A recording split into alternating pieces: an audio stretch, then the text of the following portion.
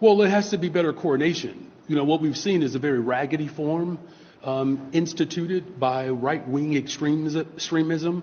Everyone knows that the right-wing extremism in this country has targeted democratically ran cities. And quite frankly, they've been very intentional about going after democratically ran cities that are led by people of color. And their whole motivation is to create disruption and chaos, because that's what that particular party has been about. Right? This is the same political party that did not want to accept that President Obama was actually an American. It's the same Republican right-wing extremism that stormed the Capitol. It's the same right-wing extremism that refuses to accept the results of the Civil War. It's raggedy. It's disrespectful. It's mean-spirited. It's an unclean spirit, quite frankly. Unclean. And so I got you. I just want to make sure that people understand what we're facing. That's why it's so important that the faith community is leaning in this moment.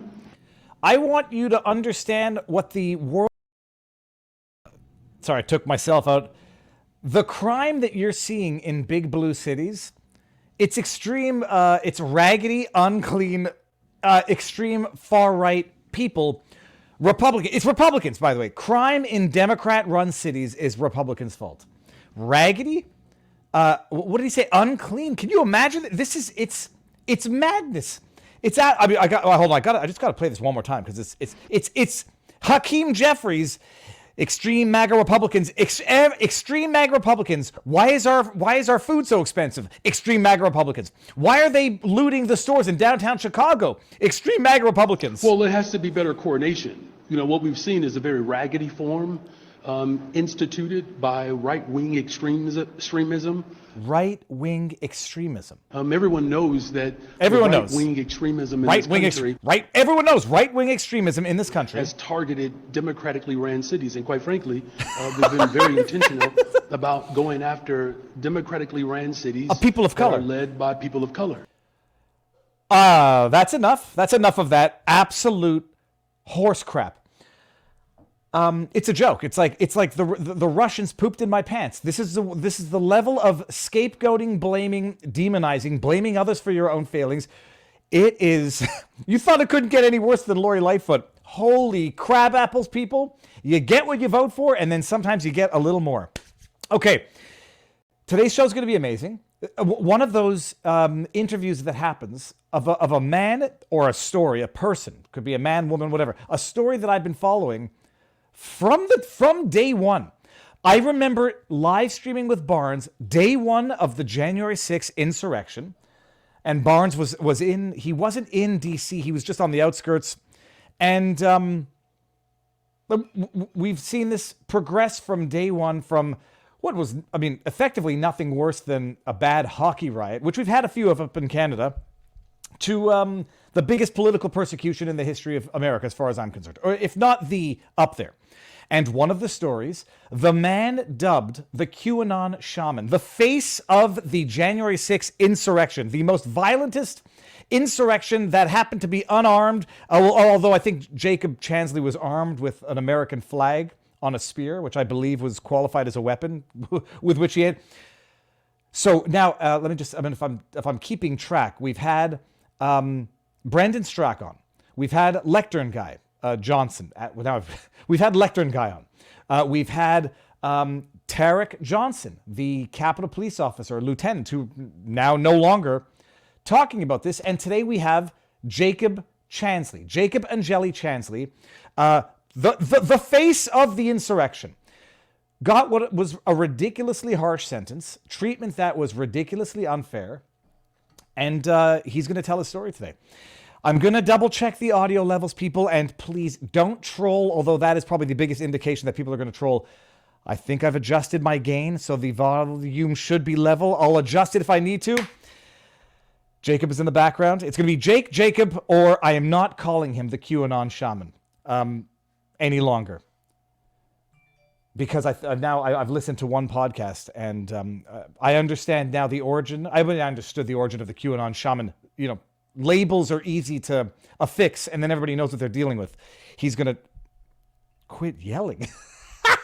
Jeez Louise. Okay, I am bringing in the man of the hour, Jake Angeli Chansley. Sir, coming in. All right, sir, how goes the battle? Oh, one day at a time, one mind at a time. Now I'm going to make sure I'll let the chat tell me if our audio is balanced. You are surprisingly young. I think I'm shocked. How old are you? I'm 36. You're not that young. You just look young. You look young after everything you've been through. Holy cows. Okay, I'm gonna pin a lot of the comments here because people are gonna have questions, and I've got a lot of questions in our locals community if I don't get to them, but I'm gonna get to all of them. Jacob, people know who you are, but the 30,000 foot overview for those who may be seeing you or hear you speak for the first time, who are you? I am a spiritual activist, a shamanic practitioner, a published author. I am a entrepreneur. I'm a human being trying to do the right thing. 36 years old. Were you born and raised in Arizona? Yes, born and raised in Phoenix in District 8, which is the district that I'm running for Congress in. Well, that their answers one of the questions from our locals community. They said, "Are you going to run for office?" And I knew that you were. At least I thought I remembered it from your profile. 36, born and raised in Arizona. Now, hold on. How many siblings do you have, and what do your parents do? I have two siblings, younger. My one of my parents is dead. My mother, she's doing well. She's a teacher at a aesthetic school, and yeah, that's pretty much it. I try to keep my family out of things. They're not politically active, though they are supportive of me as an individual. They don't really dabble in politics or activism. Well, that's it. I guess they got forced into it. A name like Angeli Chansley, it's not exactly the most common of last names, so I guess they were forced into this by circumstance. Without getting too much into it, but just like I like to understand how someone got to where they are in life. What kind of kid were you? Like, what was your childhood like? Were you a troublemaker? Were you always into?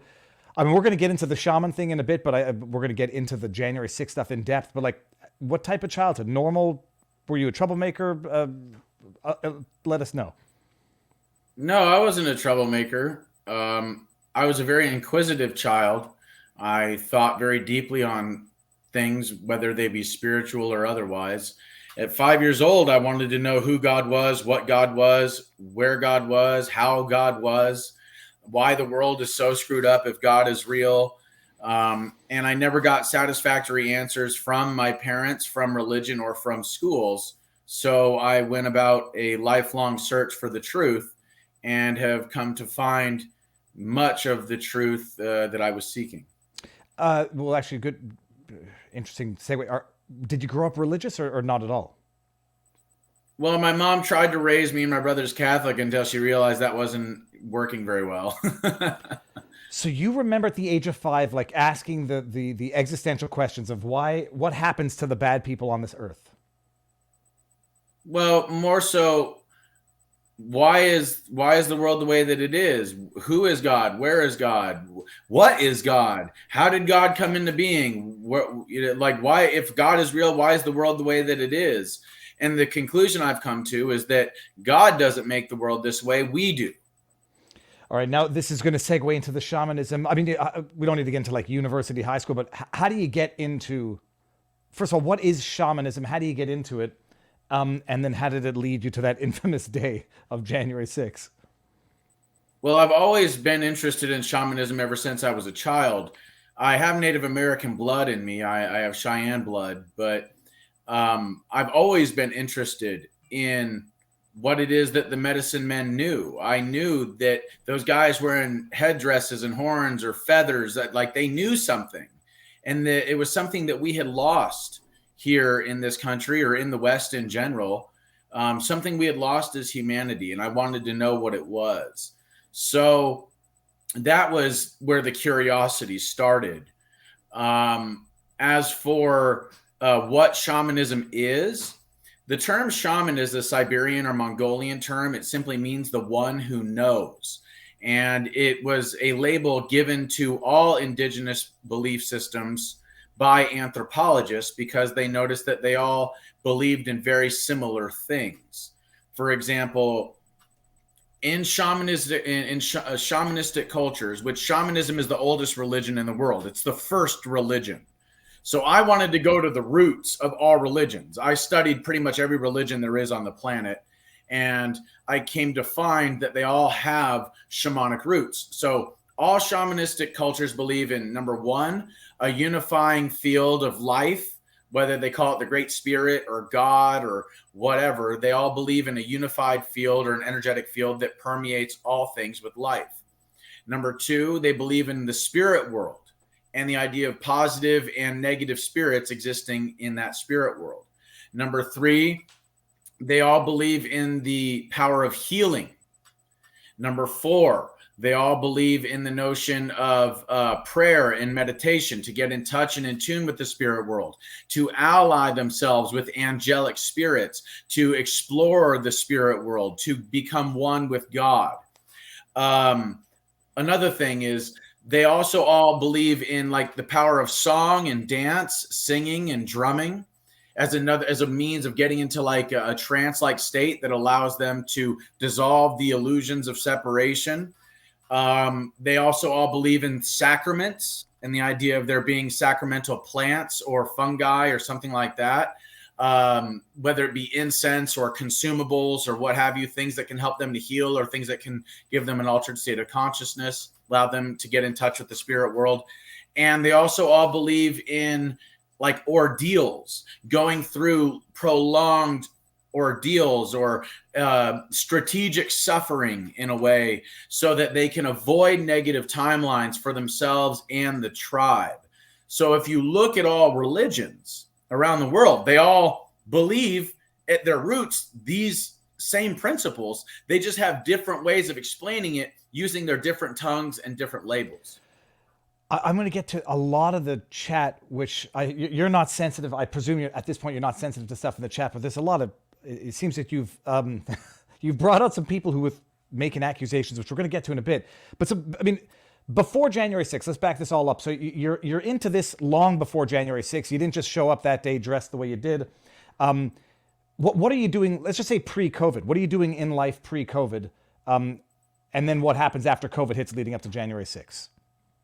Well, yeah, I've been dressing in my shamanic regalia for over 10 years. And I've been a spiritual activist for quite some time. Now, prior to COVID, I was working in group homes with troubled teen boys. And I did that for 6.5 years. And I also went down to my Arizona state capitol and all by myself, mind you, in my shamanic regalia, banging my drums, singing my shamanic song, and then basically giving the puppets, the political puppets in power, quite the tongue lashing. So helping kids for 6.5 years as a full-time job, or is that volunteer work? No, yeah, well, and I also did volunteer work, but yes, as a full-time job. And then I did volunteer work on the side, working with traumatized children, doing art therapy. I got to ask you why. Like, how do you even find your way into that very specific? I presume it's spiritually fulfilling, but not financially fulfilling. How do you find yourself in that field? Yes, it is not financially fulfilling, but I store my treasure in heaven, so I'm not so concerned about financial wealth. I'd rather have spiritual wealth any day, and I've accumulated, what I can as far as spiritual wealth, and God has saw fit to keep me financially stable. I got into it because I care about children. I care about future generations. I know that if we don't help our children, then they are doomed. If we don't help our children, it's a part of shamanic cultures to think 7 generations ahead. So we have to ask ourselves, given the current trajectory for society, where will we be 7 generations from now? And that was a question that continued to resurface in my mind over and over again. And because I have a great love for, helping and protecting children, and because I wanted to give them a positive male role model, especially these teen boys that were fresh out of juvenile detention centers, taken out of abusive homes, taken out of homes due to neglect and stuff like that, I wanted to give them a positive male role model, one that they've never had before. That's fascinating. And now this might actually explain, I suspect, the trajectory after 2020 or after COVID, when I presume that, the very demographic that you have been working with for 6.5 years took probably among the biggest hits from the isolation and all that stuff.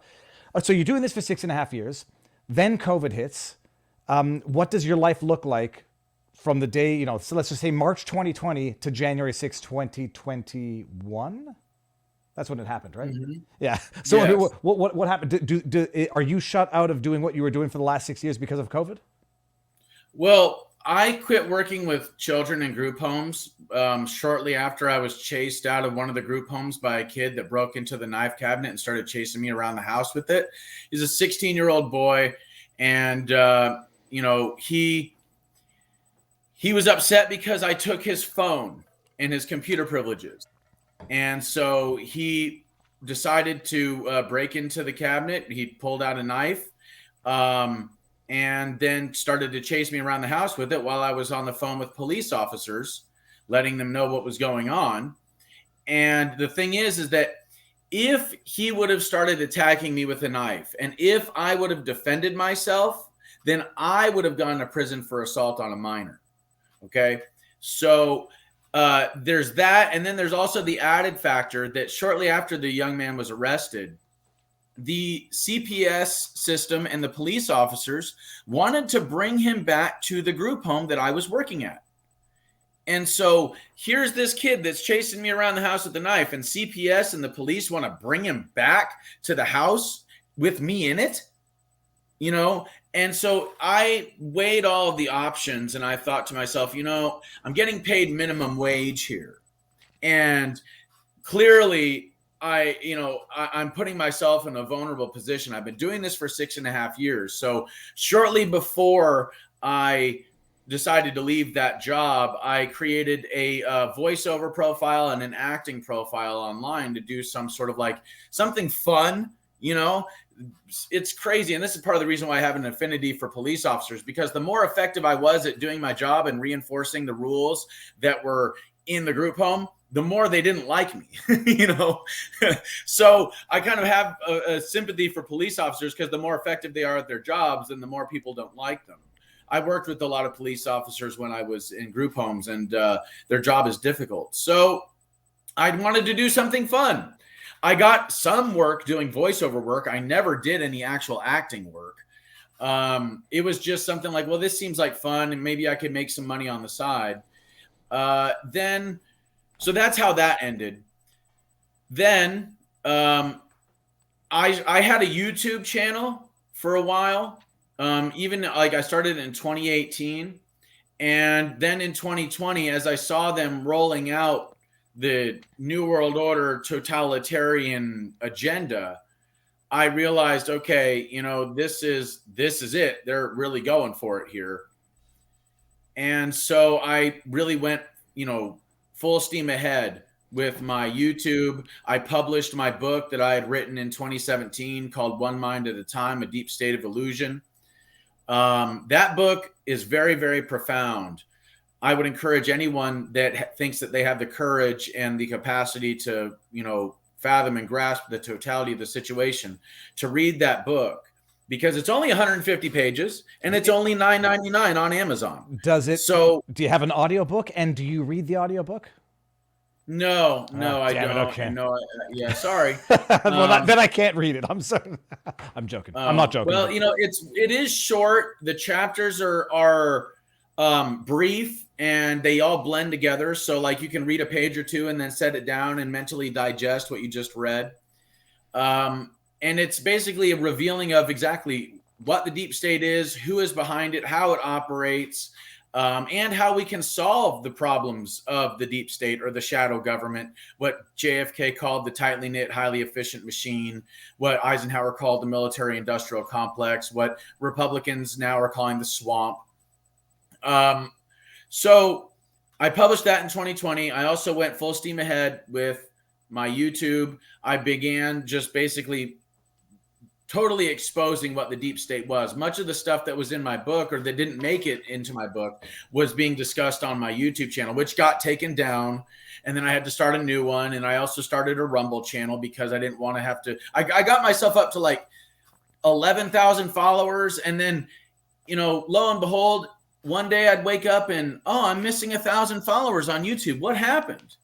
So I was definitely shadow banned. They were definitely, culling my following. So I started a Rumble, and just started becoming a spiritual activist in every way. I was going to pretty much every Trump rally. I went to a climate change rally to basically tell them that they're being lied to, and that carbon emissions is not the problem. The problem is anthropogenic chemicals, or forever chemicals, bioaccumulating in the ecosystem to toxic levels, destroying the microbiological life in the soil, the water, the air, and in our bodies, causing disease, causing ecocide, causing mass extinctions. They didn't like that very much. They wanted to believe the BS. And then I also went to a couple BLM Antifa rallies here in Arizona as a counter protester, marching with the police. I had my sign, my Q sent me sign. I was in my regalia marching with the police, because if they're going to come into my city and they're going to, do their thing, well, then you better believe that I'm going to be there and make my presence known. You're not coming into my city and, trying to riot or attack police officers. This is at least now I'm understanding. There's someone in here who's convinced you're a paid actor, but at the very least now it makes sense in terms of where the accusation of you might actually be an attempted actor. What did you do voiceover for? Oh, I can do over 30 different voices and accents. So you have a very you're the way you speak actually reminds me a lot of Owen Schroyer. Like it's a good radio voice, crisp enunciation. But so you did some voiceover work, and there's no shame in that.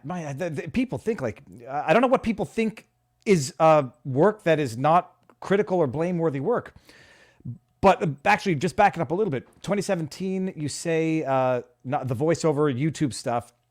When do you get into discovering the world for what it is? When I listen to you on Malice, we're now all sort of awakened to a similar degree. You're familiar with how corrupt the government has been historically from JFK to modern day. When did that awakening happen for you?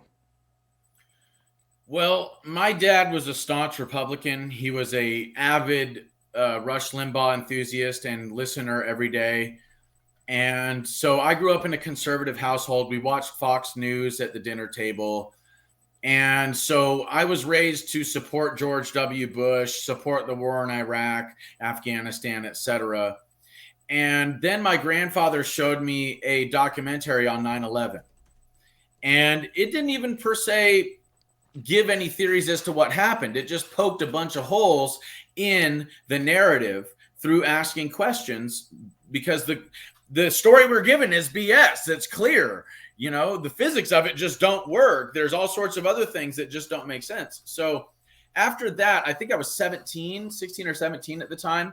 After that, I had such a cognitive dissonance because, people like Rush Limbaugh and George Bush were pro-war in Iraq, pro-war in Afghanistan, pro the 9/11 narrative. But that created enough questions in my mind to create a cognitive dissonance that started to tear through the veils. And after that, I started to really question everything. And the spiritual nature to my revelations about where we were going as a society, what was to come in the future and stuff like that also played a role.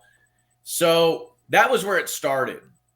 When it comes to really waking up intensely, it was shortly after I got home from the Navy that I really started to understand the debt-based fiat currency, the role of families like the Rothschilds and the Rockefellers, and the New World Order Agenda 21, Agenda 2030, the role of the United Nations, the IMF, the CFR, Council on Foreign Relations, the Bilderberg Group, all that stuff, Bohemian Grove. It all started to open up for me.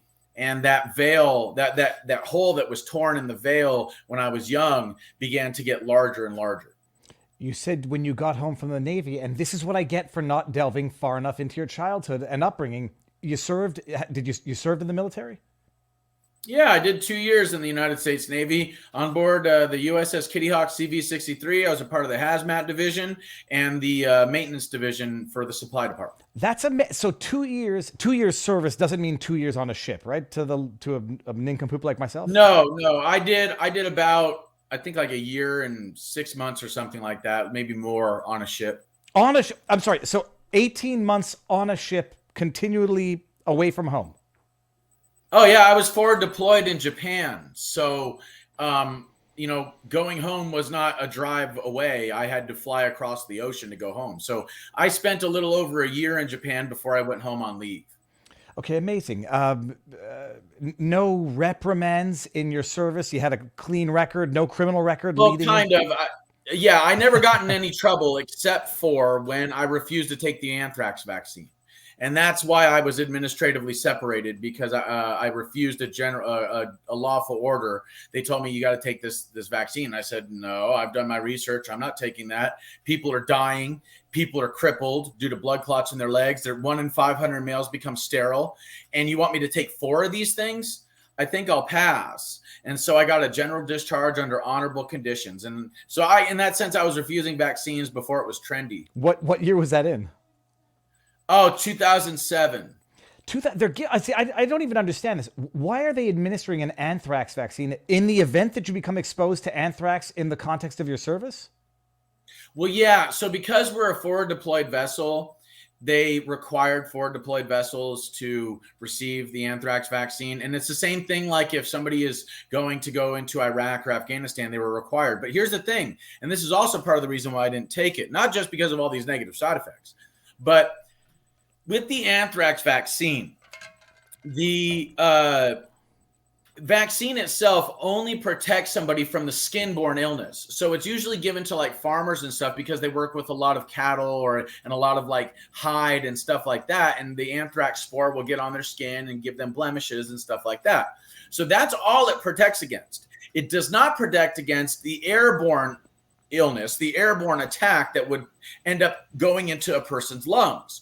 And that is the way that a ship or troops or whatever would be attacked. So why am I going to take a vaccine that's not going to protect me from any sort of an attack and has all these negative side effects? It's almost like God was preparing me for the COVID crap, because not only is it not protecting anybody from the virus, but it has all these adverse side effects.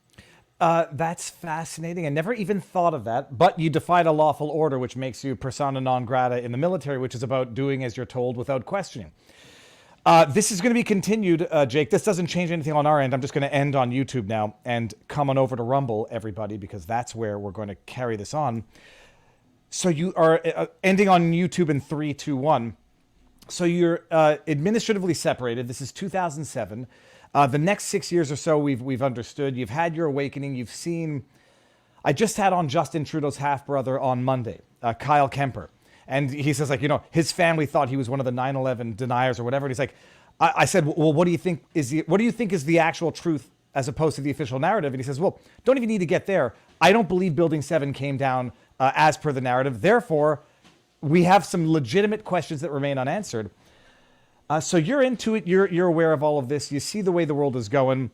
Okay, you try to do some voiceover work. You try to do some acting stuff. It's easy. You're a very good-looking man, chiseled. You could still do it now, but you might have you might be persona non grata in Hollywood for the rest of eternity. COVID hits. And I don't like pedophiles very much. So that kind of omits me. I gotta tell you, I can't even watch Hollywood movies anymore. I feel dirty watching them. I was trying to introduce my kid, my oldest, to the classic Hollywood movies. I was like, well, there, Taxi Driver. I rewatched it. I was like, holy shit, she was an actual 12-year-old kid. Lord knows what happened on set. I don't ask questions. Okay, so now 2020 hits. The world gets shut down. What happens to your world? Where are you? And what does the next year of your life look like? Well, I was going out in the streets of Phoenix and screaming COVID lockdowns are bullshit.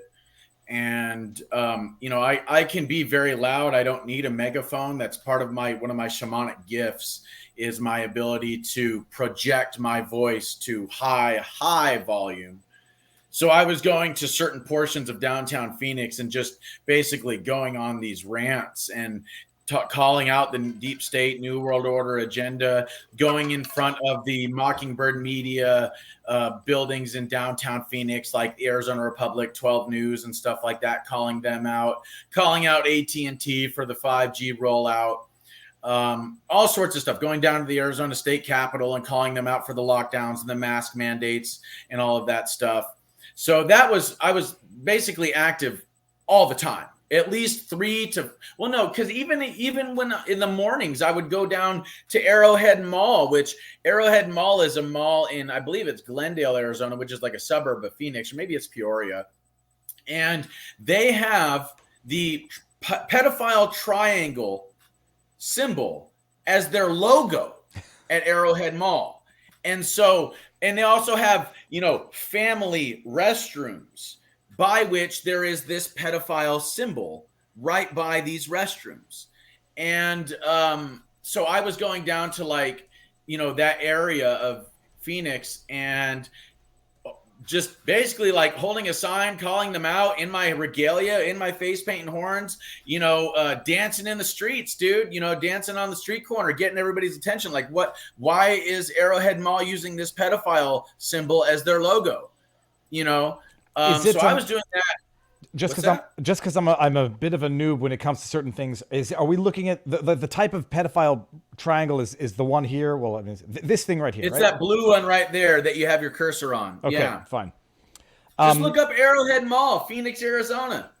Okay, give me 1 second. I'll do that while you Check continue. it out. Look and see what it is. I've got to ask. What's crazy, really quick, what's crazy is I talked to somebody that used to work at Arrowhead Mall, and she said that while she was working there, she found that there were all sorts of reports of children going missing.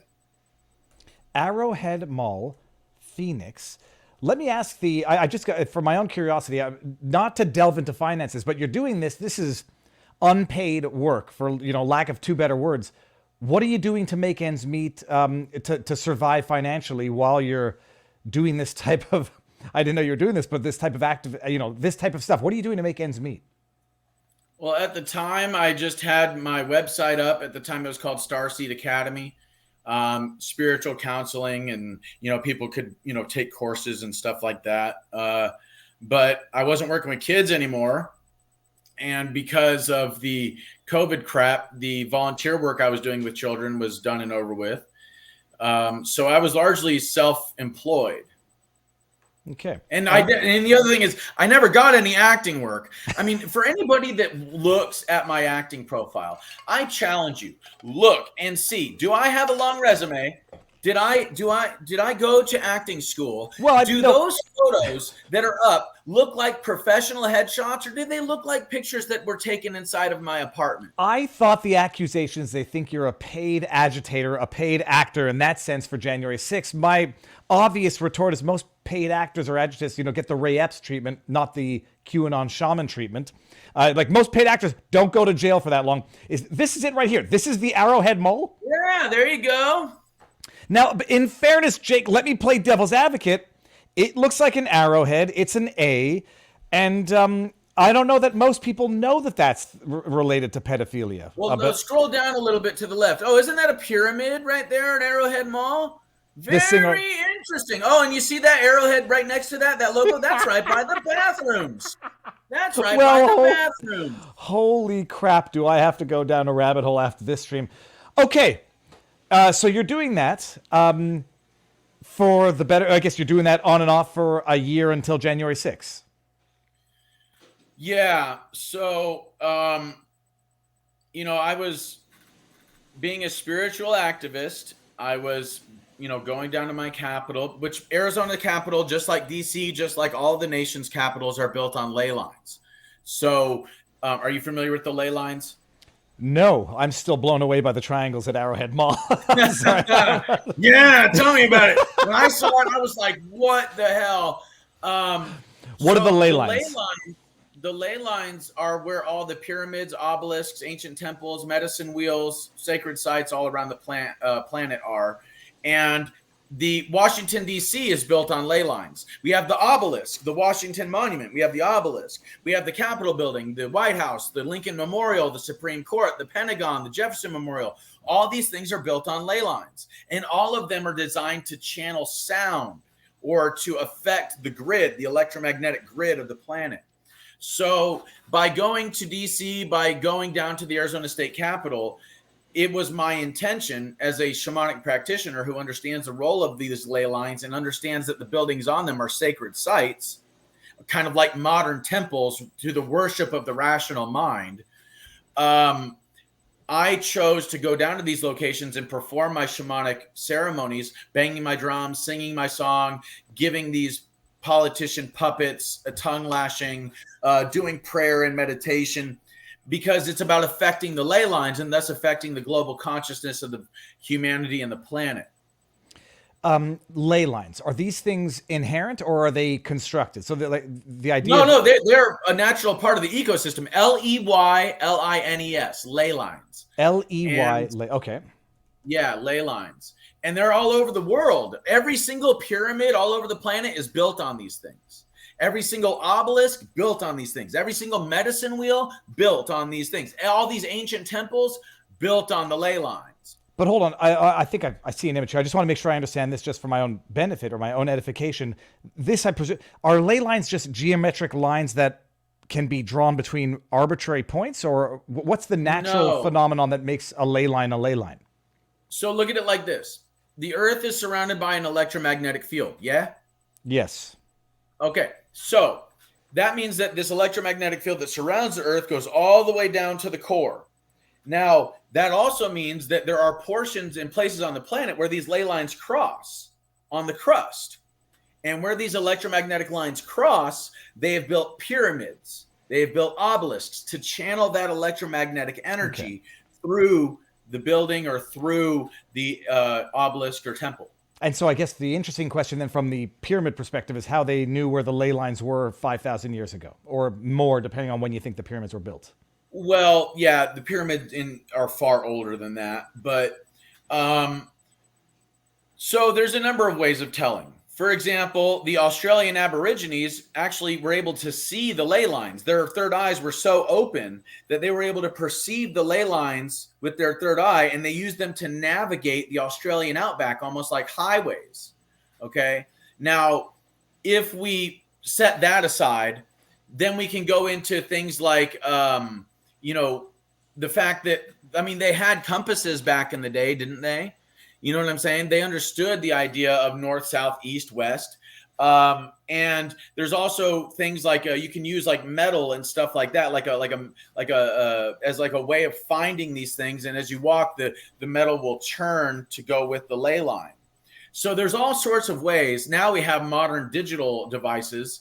And if you really look into things like ancient Egypt, it's clear, very clear to anybody that thinks for themselves that they obviously had electricity. They had, machines in order to carve the granite and stuff like that they were shaping, their statues with and stuff like that. So, our species is far older. Our civilization is far older than, history has allowed us to believe. If you think fake news is crazy, wait until people get a load of fake science and fake history. That's the and I've listened to Rogan talk about the pyramids predating the thought of year, but the year of construction by 10,000 years, human development, human history pre-existing by hundreds of thousands of years. And I gotta say this, I know some of what you're saying is going to come off as just for lack of a better word, crazy to people who are not into discussion about vibrations, third eyes, et cetera, et cetera. A, I no longer think it's crazy, but B, I also no longer believe history as it was taught to me, which is a very, very unsettling thing. One thing I've got to ask also, I had it on my back burner, the AT&T, the 5G towers. I've heard a number of conspiracy theory concerns. Some I think are, far less plausible than others. What is the, as simply put, without getting into a whole rabbit hole, what's the concern about 5G cell towers? Is it just general spying? Is it radiation, I don't know, health issues? Or is it something more sinister, according to some? Well, it's a conglomeration of things. So let's start with what they are. They're called ELFs, extremely low frequency waves. All right. And they had to go from 3G to 4G to 5G, because if they just took us straight to 5G, we would have felt the negative effects right away. These are electromagnetic frequencies that affect our brains and our bodies. They affect the microbiological life in our bodies and in the ecosystems, in the water and in the soil, etc. And so when we look at it in that respect, we're talking about a frequency that goes all the way down to like a DNA level, an extremely low frequency wave. And if we look into things like Dr. Emoto and his work with water crystals and the effects of low frequencies versus high frequencies, low frequency thoughts and emotions versus high frequency thoughts and emotions, etc., on water molecules, and we realize that our body is over 70% water, then what are these frequencies doing to us? And then let us then get into the next level, which is the way that these frequencies are affecting our hearts and our minds, the way they're affecting our thoughts and our emotions, how that is kind of keeping us weighed down and keeping our minds controlled, how these things are almost like invisible electromagnetic bars over our spirits and in our hearts and our minds. They are the walls and the fences that are being placed around the planet. And then we get into the next level of how it is that these things relate to international communication, the relay of our biometric data, how it is that these things are connecting the entirety of the planet and feeding an artificial intelligence hive mind that is using human beings and their biometric data like living neurons in a machine hive mind. And it's funny, it was when Alex Jones was on a while back. My wife was watching in the other room, and Alex Jones is saying, the 5G towers are controlling our thoughts, or they're being used for mind control. And, we delved into it. And it turns out, what he means more or less is if it can interfere with sleep, it can cause a disruption. And people don't tend to think like if something can interfere with your sleep, that's a form of control. Destruction is a form of control. It's not, planting thoughts necessarily. But when you delve in, and then my wife looked into it, she's a neuroscientist, like, yeah, okay, well, there is evidence to suggest it interferes with sleep. It can cause anxiety, a bunch of other stuff. And so once you understand that less hyperbolically, there's hard evidence for this. I used to be a lawyer, Jake, if you can believe it. I had a client who was an engineer for one of the big cell companies. And he says, I never put my phone to my ear, and I never keep it in my pocket either because I don't trust it. And there's legitimate reasons to be concerned about holding this thing to your head all day long or putting it next to your testicles. So people think this is crazy, but that's only because sometimes the language is off-putting, but there's some hard, actual, real science to this. But without getting too far into that, okay, understood. Now, so you're doing this, you're going to the monuments, you're doing your thing, which is kind of awesome, which is, what you were doing at January 6th. Lead us up to January 6th and the events of, the question is, how did you get there? What was your purpose for being there? What was it like? And we're going to get into all of that, and then we're going to get into the aftermath.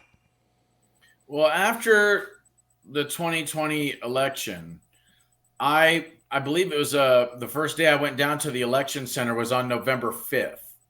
And I went down to the election center every day, 7 days a week, 10 to 14 hours a day sometimes, for the entirety of my time here in Arizona. I was going down to the election center or eventually down to the Arizona State Capitol, 10, 14 hours a day sometimes, 7 days a week to hold the line.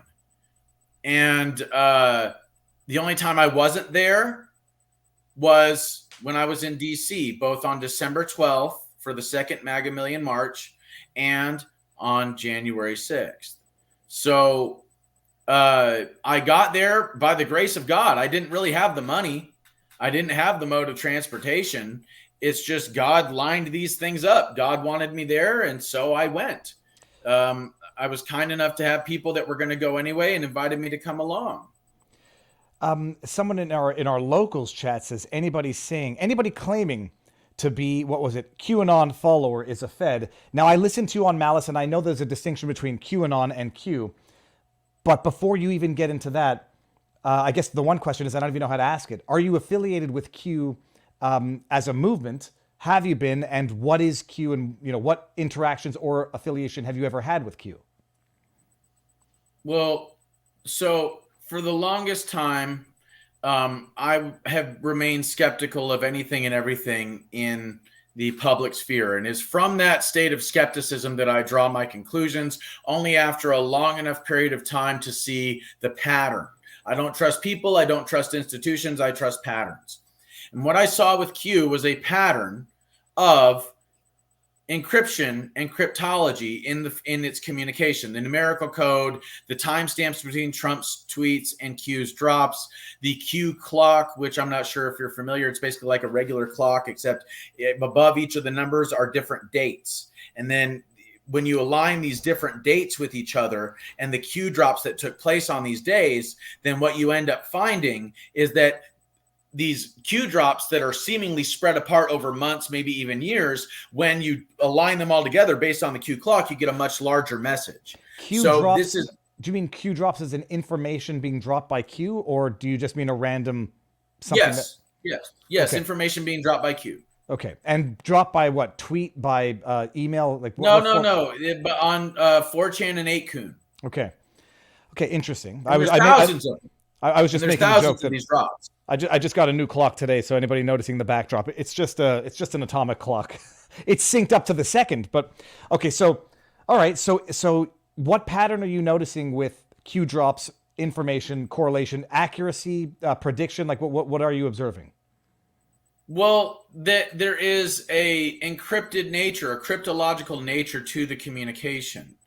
What I also noticed was that the three main things that I think Q brought to the forefront of the public and the dialogue are debt-based fiat currency, child and human trafficking, which is the modern-day slave trade, fastest growing black market trade in the world. And number three is the role of both of these things, child and human trafficking and debt-based currency, to control governments and the people through individuals like Jeffrey Epstein, blackmail, lobbying, bribery, the drug trade, etc. And so these are the three main points that are, in my opinion, at the forefront of the Q drops and the Q narrative. When it comes to predictions, I don't trust anything when it comes to predictions. I wait and I see and I watch. Now, there's a lot of things that I find very interesting about the Q drops. For example, one of the first Q drops in October, the first Q drop was October 28th, 2017. Within the first couple of weeks of Q dropping stuff, one of the first Q drops talked about what happens when law enforcement or don't do their job. What happens when the executive branch doesn't do their job? Mayors and mayors and governors and stuff like that. What happens when they don't enforce the law? What happens when they don't do their job? Stuff like that. And that's exactly what we saw in 2020. And then there's another thing about the Q drops, and that is like the talking about disruptive patents or disruptive technologies, classified tech. So in my research, especially after I wrote my book, what I came to find is that there's dueling factions within our government at really high levels of compartmentalized power. So I'm sure you're familiar with compartmentalization. Yes, as a concept. Okay. Right. So our country is laid out and our government is structured based on largely on compartmentalization. These compartmentalization portions of the government are controlled through non-disclosure agreements and security clearances. And the R&D, research and development, that goes on at these really high levels of Q level security clearance are compartmentalized so that the people that are doing the research don't actually know what it is that they're doing and how it relates to a much larger picture.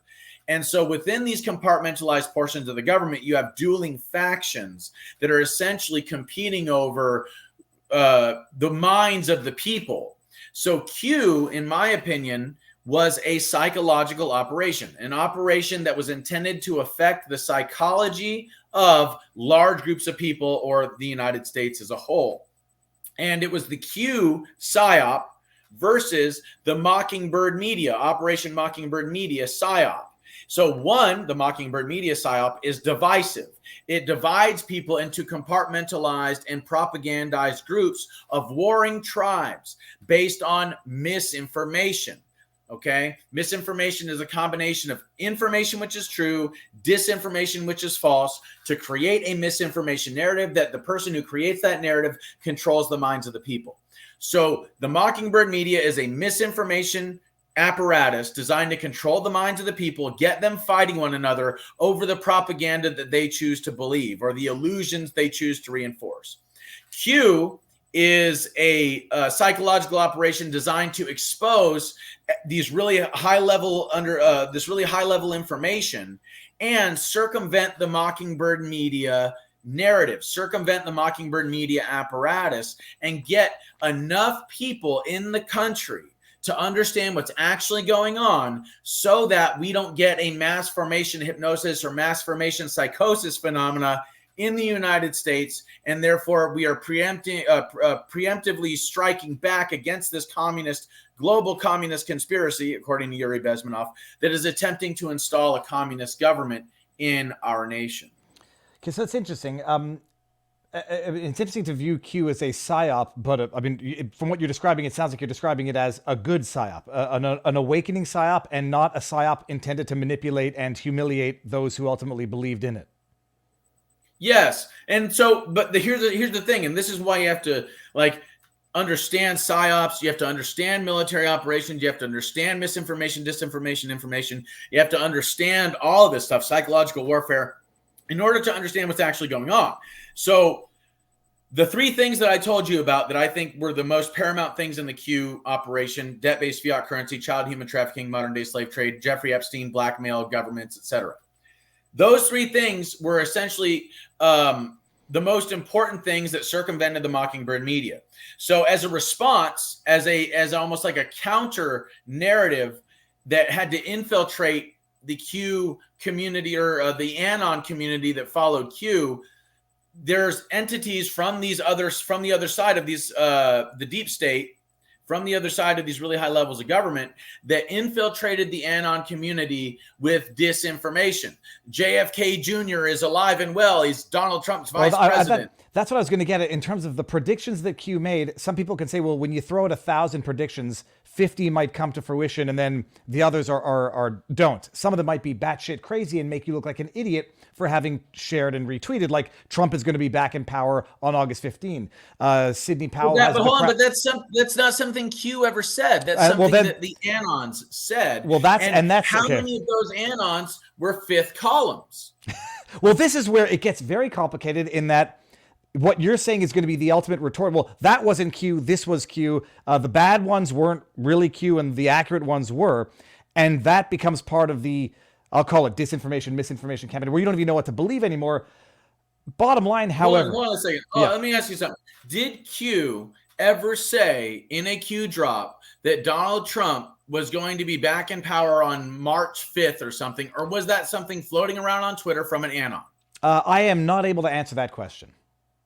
Well, but this is my point, is that this is how fifth columns are instituted. This is how movements are brought down. This is how people are demoralized, okay? So the technological apparatus within Silicon Valley and within, say, like CIA, NSA, and stuff like that, have the ability to cause things to go viral or to influence the psychology of a group of people through social media. We saw this with the Twitter files and stuff like that. So when it comes to demoralization, what you do is you lure people out onto a limb, an intellectual limb. You get enough people to believe something that isn't true, and then you debunk it, or then the prediction doesn't come true, and then that limb is cut and people fall and they become demoralized. So disinformation. JFK Jr. is alive and well and Donald Trump's vice president. The earth is flat and there's a whole other civilization beyond the ice wall. There's reptilian overlords in deep underground caves that are controlling our politicians through mind control and psychic ability. I always took that third one as a metaphor, and I believe it as a metaphor. They don't even need deep caves. They're just in castles. But there's a lot of people that believe it was true, and there's a lot of people that were pushing this disinformation in the Q, in the Anon community, saying that this is what Q followers believe. Mm-hmm. And so then what happens is that the Mockingbird media creates the QAnon label, because there is no QAnon. There's Q, and then there's the Anons. So think of it like this. If the Mockingbird media were to ask their audience, who is Q? What is Q? What is this whole thing?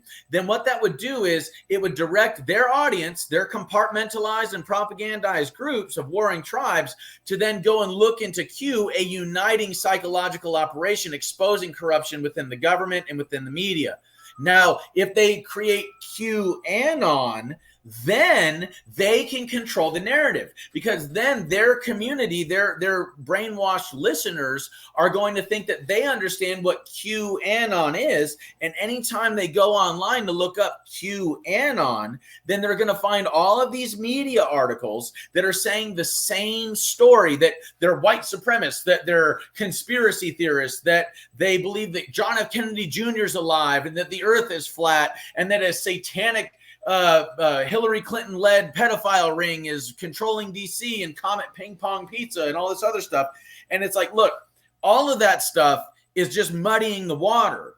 The whole point is, with psychological operations and demoralization, is to, in the presence of real information being dispensed to the people, to saturate that platform with so much misinformation and disinformation that the information gets obscured and anybody can have a theory and nobody's going to know what is real. That's that's where we're at pretty much. Okay, so no what is it? No official affiliation. You're following the Q drops, and that's your affiliation connection to Q. Anon, I mean, what was your involvement, affiliation, knowledge of Anon at this time? Dude, I don't follow anybody. And I learned a long time ago that the more you follow certain people, the more you have a chance of being led astray. When I wrote my book in 2017, that was largely independent research, independent investigative journalism on my part, to the point to where I understood what the fuck is going on. And in a way that most people cannot even begin to fathom or grasp. And that's why I wrote the book. And I'm not saying that because I'm like, oh, look at me. It's because it's true.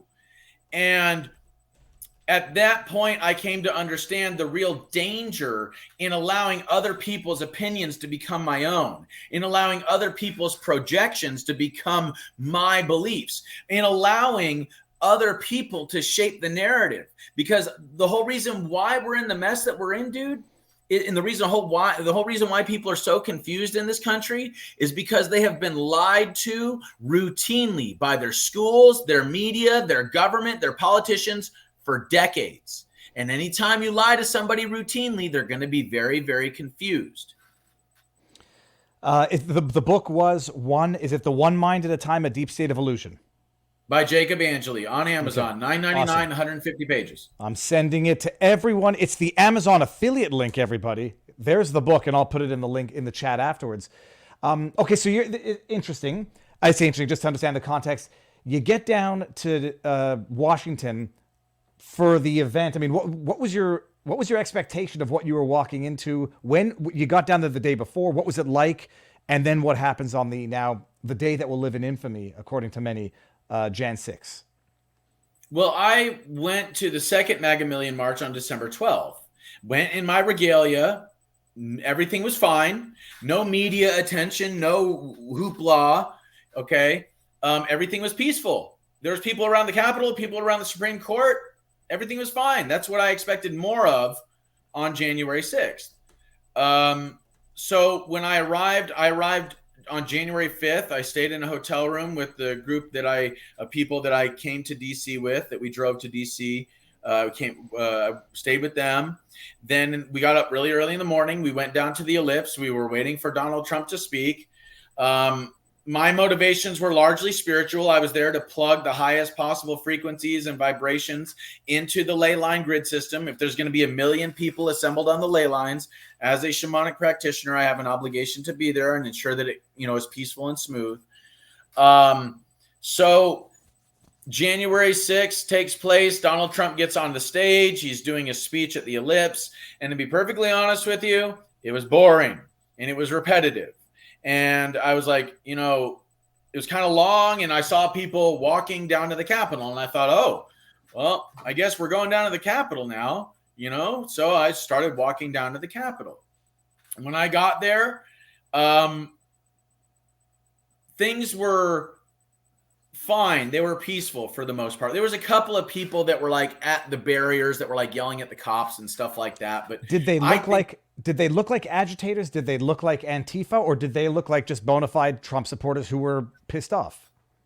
Well, in all honesty, I really don't know. It looked kind of like, in retrospect now, it looks like a mixed bag. Mm-hmm. I was telling the people to calm down, telling like, dude, we back the blue. Quit yelling at the cops. Don't, somebody threw a water bottle, I think, at one time. And I looked back and said, hey, knock that shit off.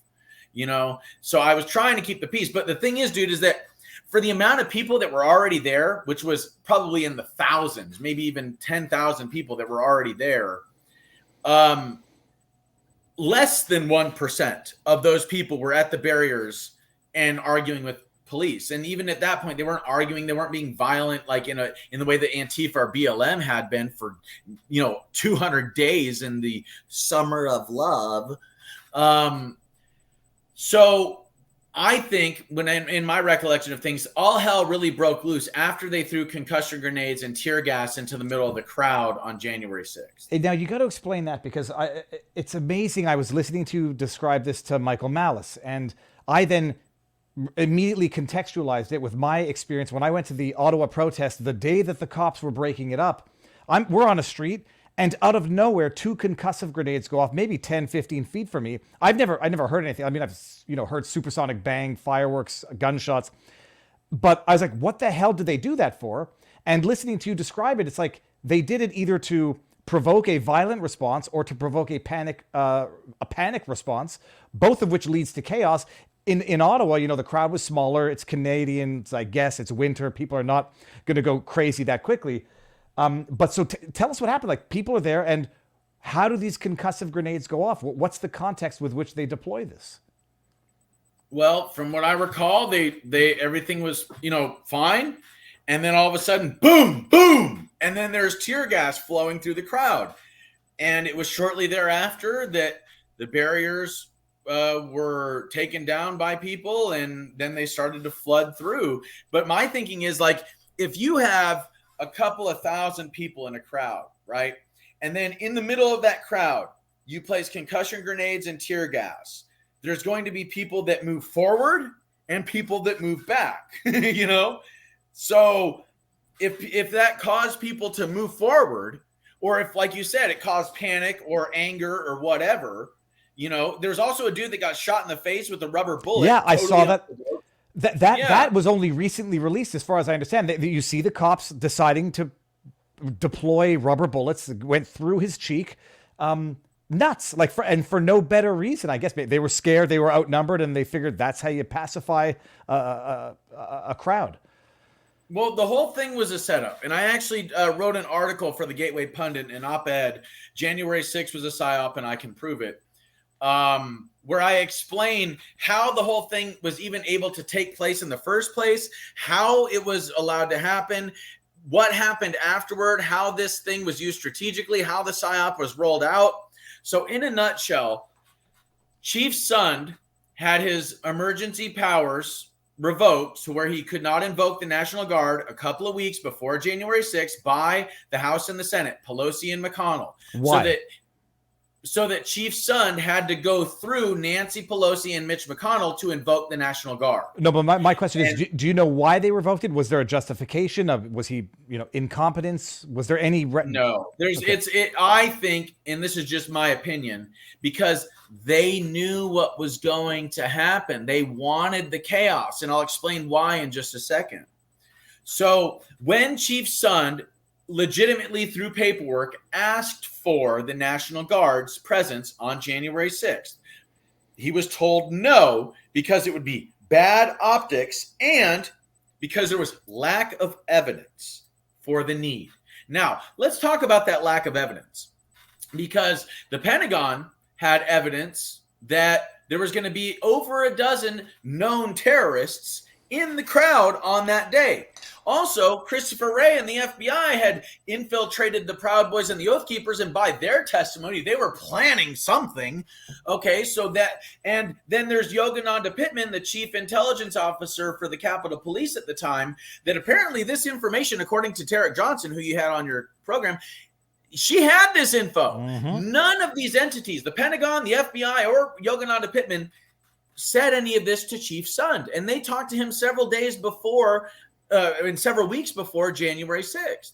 So this is not an intelligence failure. This is an intelligence suppression, so that he did not have the evidence that was necessary to invoke the National Guard. Now, what happened on that day, according to Chief Sund, it was crawling with feds. And according to Antifa and BLM, and by their own admission, they were there too, dressed in Trump or MAGA gear, to infiltrate the crowd and turn things chaotic and violent, to make a bad look for Trump supporters. So we have infiltration instead of invasion.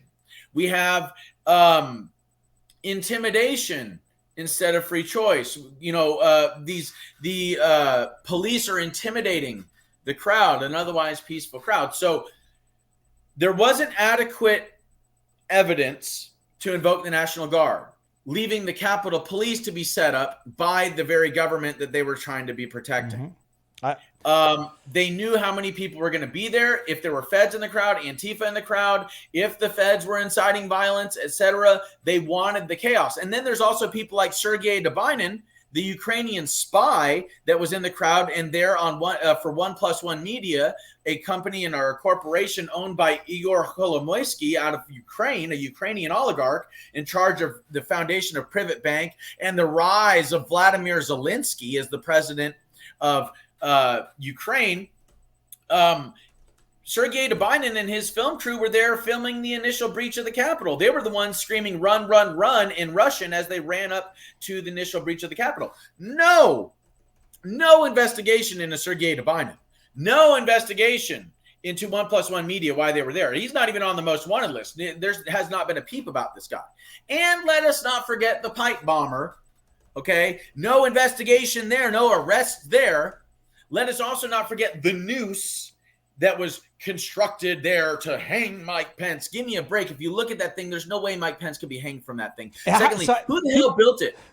Well, I mean, it's first of all, to assume that it's anything but perhaps an offensive metaphor or symbol, it would make you an idiot if you thought that was actually there to hang anybody. But how big was it, Jake? Because some people are saying I don't know. I only seen pictures. I've only seen pictures. I had no idea that it was going to be there. But the thing is that where's the investigation of that? If the media really was like, if that was really like a big hot button issue, if it wasn't a federal plant, if it wasn't something that was designed to reinforce the PSYOP and somebody actually built that thing with that intention, then don't you think that whoever built it, whoever brought it there would have been investigated immediately and charged with seditious conspiracy?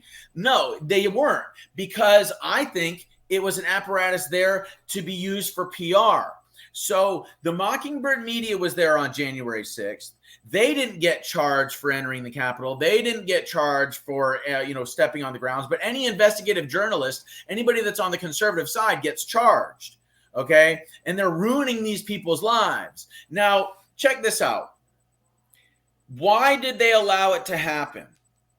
First of all, they wanted the chaos outside of the building, so they could use it for a shock and awe campaign, and they could demonize Trump supporters. They used my image because there was chaos outside the building. Okay? There's no denying that. There was violence, there was chaos outside the building. I don't advocate for that. I'm totally against that. However, inside the building, there was largely peaceful protest going on. Okay? Now think about this. In order for the Mockingbird Media to divide people into these compartmentalized groups, you have the left-wing Mockingbird Media saying that, it was a violent and deadly insurrection. And they show everybody pictures of outside the building. They show them my picture inside the building to reinforce their shock and awe campaign, because nothing actually really went on inside the building that was really bad. Well, we're seeing that now with the release of the J6 tapes. Well, yeah, with the exception of the summary execution of Ashley Babbitt, which was right, exactly, which that was done on behalf of the government. Mm-hmm. You know what I'm saying? She was unarmed. She was a 5'0" white woman that was shot in, with like by Capitol Police for peeking her head inside a window. But anyway. And then you have the right side of the Mockingbird media saying that it was a mostly peaceful protest, that it's really not that big of a deal, that there was no insurrection, which there really was no insurrection. But you have these dueling factions within the country of people that are arguing it's black, it's white, when it's actually a gray issue. So all of that being said, you have the psyop that ensued afterward. And with that psyop comes this division in the country. And it also comes the demonization of Trump supporters and the ability of the government to then not only go after Trump for his role, and we all saw the farce that was the January 6th committee BS, but also to go after his supporters and label them domestic terrorists. We now know that anyone and everyone that flew to Washington, D.C. on that day, not even going to the Capitol, not even going to the rally, but went to see family or a birthday party or a funeral or whatever, they're all being followed by the U.S. Air Marshals. Okay, they're all being followed by the marshals. There's no marshals any longer on airlines, because they're all being directed to follow anyone and everyone that flew into D.C., totally obfuscating their constitutional rights and negating the real safety of people in these planes that are transporting people all over the country, because there's no more U.S. Marshals on them. Now, there's also another thing. Enrique Tarrio. Okay, have you heard about what happened to him and what the feds said to him? You're gonna have to. I mean, there's might be too much, so I don't want to be presumptuous. Tell us. So look at it like this: Enrique Tarrio was arrested shortly after January 6th, and they came to him, the feds, the prosecution, FBI came to him and said, "Look, here's a plea deal. Just say that you had a third-party connection to Donald Trump, and that he helped to orchestrate January 6th, and you'll be out of jail in a couple of months. But if you don't do this, you'll never see your kids again. We're going to ruin your life," is what they pretty much told him. You're looking at decades in prison, basically. And when he told them no, then I'm not going to lie. I had no connections to Donald Trump through a third party. No, I'm not going to say that. They gave him a 22-year sentence. And now they're appealing that, and they want to give him 44 years. They want to double his sentence because he blew the whistle. He told everybody what the DOJ offered him. Okay, now let's talk about the whole Ray Epps and Nick Fuentes. Most people don't know this. Nick Fuentes and Ray Epps are the only people that are on camera encouraging other people to go into the building on January 6th. Okay, so Ray Epps was the night before and the day of. Nick Fuentes was the day of. He was telling his Groyper supporters to move past the barriers, ignore the police, and take the Capitol. I saw that video, or what people were purporting to claim was that video, and I said, look, I don't think I could identify Nick Fuentes from the video that I saw. Is it? Oh, I can. Oh, dude, yeah, and you can tell it's his annoying little beta male voice saying it too, dude. It's clear who it is. It's clear he has this little entourage of groypers around him that are there to just kiss his ring and his ass. You know what I'm saying? Like I just my point is this. If you look at the treatment that both Ray Epps got and Nick Fuentes, because Nick Fuentes was never arrested, Ray Epps was put on the FBI most wanted list, taken off, not charged. The media went to bat for him, et cetera, et cetera. Well, and he ultimately got his one bullshit misdemeanor charge. Yeah. One misdemeanor after so much public outrage. They had to do something, otherwise they would have looked really bad. Yeah, and Enrique Tarrio, 22 years for not even being there for the seditious conspiracy, but Ray Epps saying into the Capitol, that's where our problems lie. Breaching the front line, admittedly texting about it to his nephew. I got them to do that. I orchestrated this. One misdemeanor. Okay. And so now think about this. There's a guy named Brandon Straka. He's the founder of the Walk Away movement. Yep, I had him on as well. Right. And what he did is he went on to Capitol grounds. That's all he really did. And he filmed everything because he was supposed to be speaking there. He's also a media guy. And shortly thereafter, after January 6th, he was arrested, and his lawyer was already speaking with the government about what's going to go on. And they basically said, look, you better plead guilty to these misdemeanors, or we're going to slap you with this 1512 felony, obstruction of an official proceeding. So why didn't Ray Epps get that kind of treatment? Why didn't Ray Epps get the seditious conspiracy treatment if if there's all this evidence? And there's another added thing to that. There's a guy on Twitter, on X, called Alpha Warrior. This guy was not even at January 6th. He was 2,000 miles away when January 6th took place. But the FBI swatted his home and arrested him because of a social media post. They made him and his whole family stand outside while his infant newborn child was inside unsupervised with federal law enforcement for 4 hours. Okay, 4 hours. They didn't allow them to go inside and grab their child and nurse their child and all that while the FBI tore their place apart. All over a single social media post. Then we look at what happened with that guy that just got 7 months or so in prison for a meme Douglas that happened Mackey. in the beginning of the 2016 election. And there's one more, Stephen Horn, journalist, independent journalist. I had him on as well. He was one documenting inside. He has yet to get sentenced, but was convicted. And ironically enough, some of the evidence of his criminality was taken by another journalist who was credentialed and not charged. So very interesting. The whole point here, let's just wrap all this up. Yeah. They knew something was going to happen. They wanted it to happen. They did not want the National Guard there. They wanted Chief Sund to be the fall guy.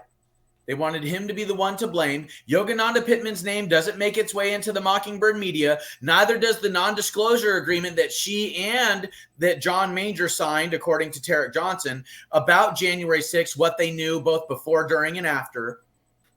None of that is mentioned. The PSYOP ensues. It was infiltrated by feds and Antifa and by a Ukrainian spy and a Ukrainian oligarch's media corporation. No investigation. There's no justice for the pipe bomber. There is now the strategic weaponization of these executive branches of government going after Trump, trying to get him on seditious conspiracy. There's these astronomical sentences being leveled at the Proud Boys and the Oath Keepers. There's the deal that was given to Enrique Tarrio that he declined, where he had to lie so that they could wrap Donald Trump up in a conspiracy, a seditious conspiracy.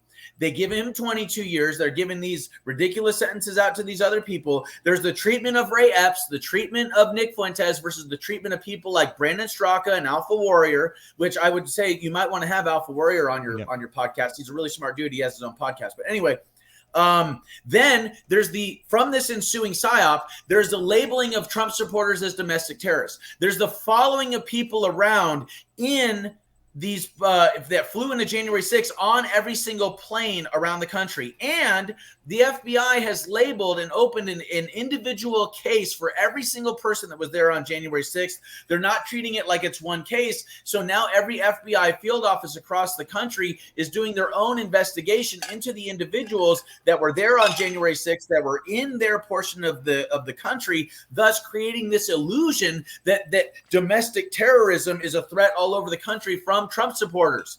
Now their constitutional rights are obfuscated because of things like the Patriot Act. So as long as they label these people as domestic terrorists, they can surveil them, track them, follow them, arrest them, detain them, etc., with no constitutional due process. And that fits perfectly also into something I just discovered recently, Project Hemisphere, or Hemisphere Project, which is AT&T surveilling basically all your cell data, cell phone interactions, conversations, locations, etc. And also, not for nothing, they use all this as the pretext to get Trump off the ballot, as they tried in Colorado, New Hampshire, Michigan.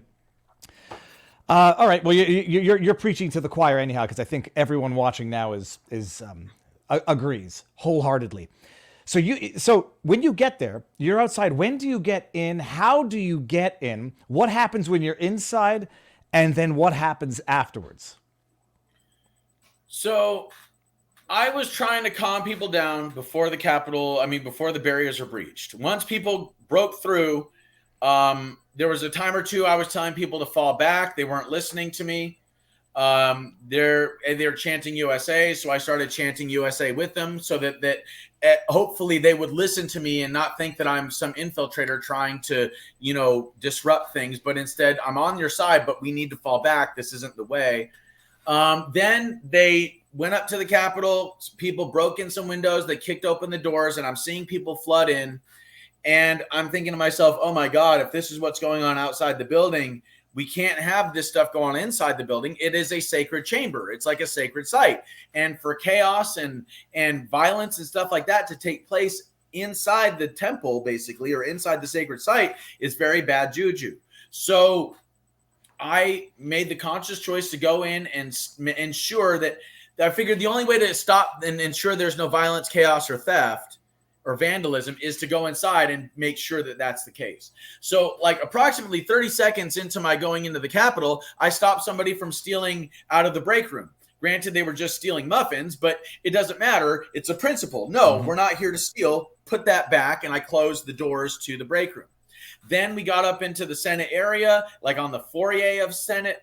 That's where a lot of those pictures are coming from, where I'm screaming freedom, and there's the cops around and stuff like that.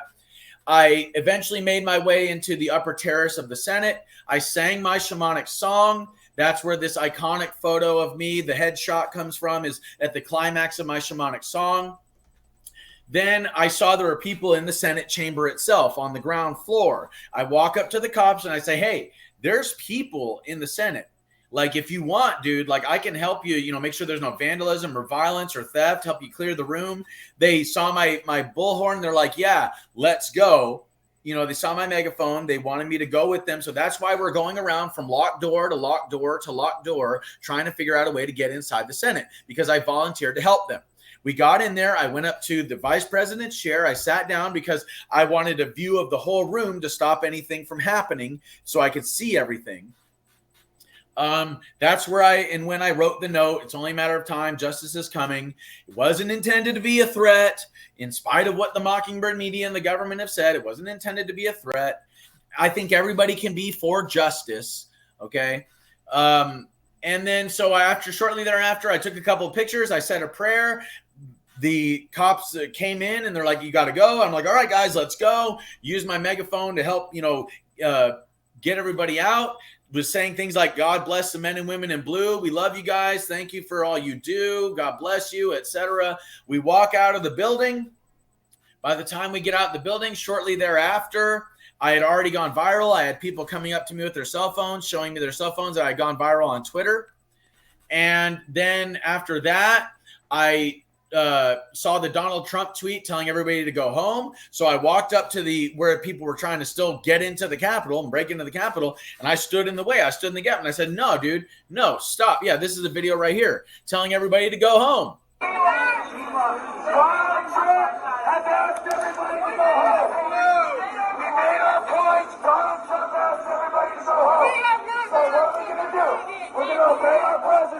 We're going to do as he asks. Respect our landmarks. Respect the Capitol. Let's get out of here, guys.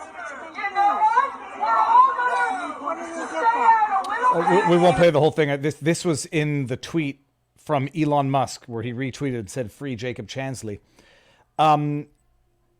It's amazing, actually, just to relive it backwards. And even what I thought of you at the time, and I still thought this whole thing was absolute bullshit, but didn't realize the degree, even when it came to you. I just thought you're like a very eccentric individual. Holy crap. So you get out. Now the going viral part, this is the one I have the questions that Malice didn't.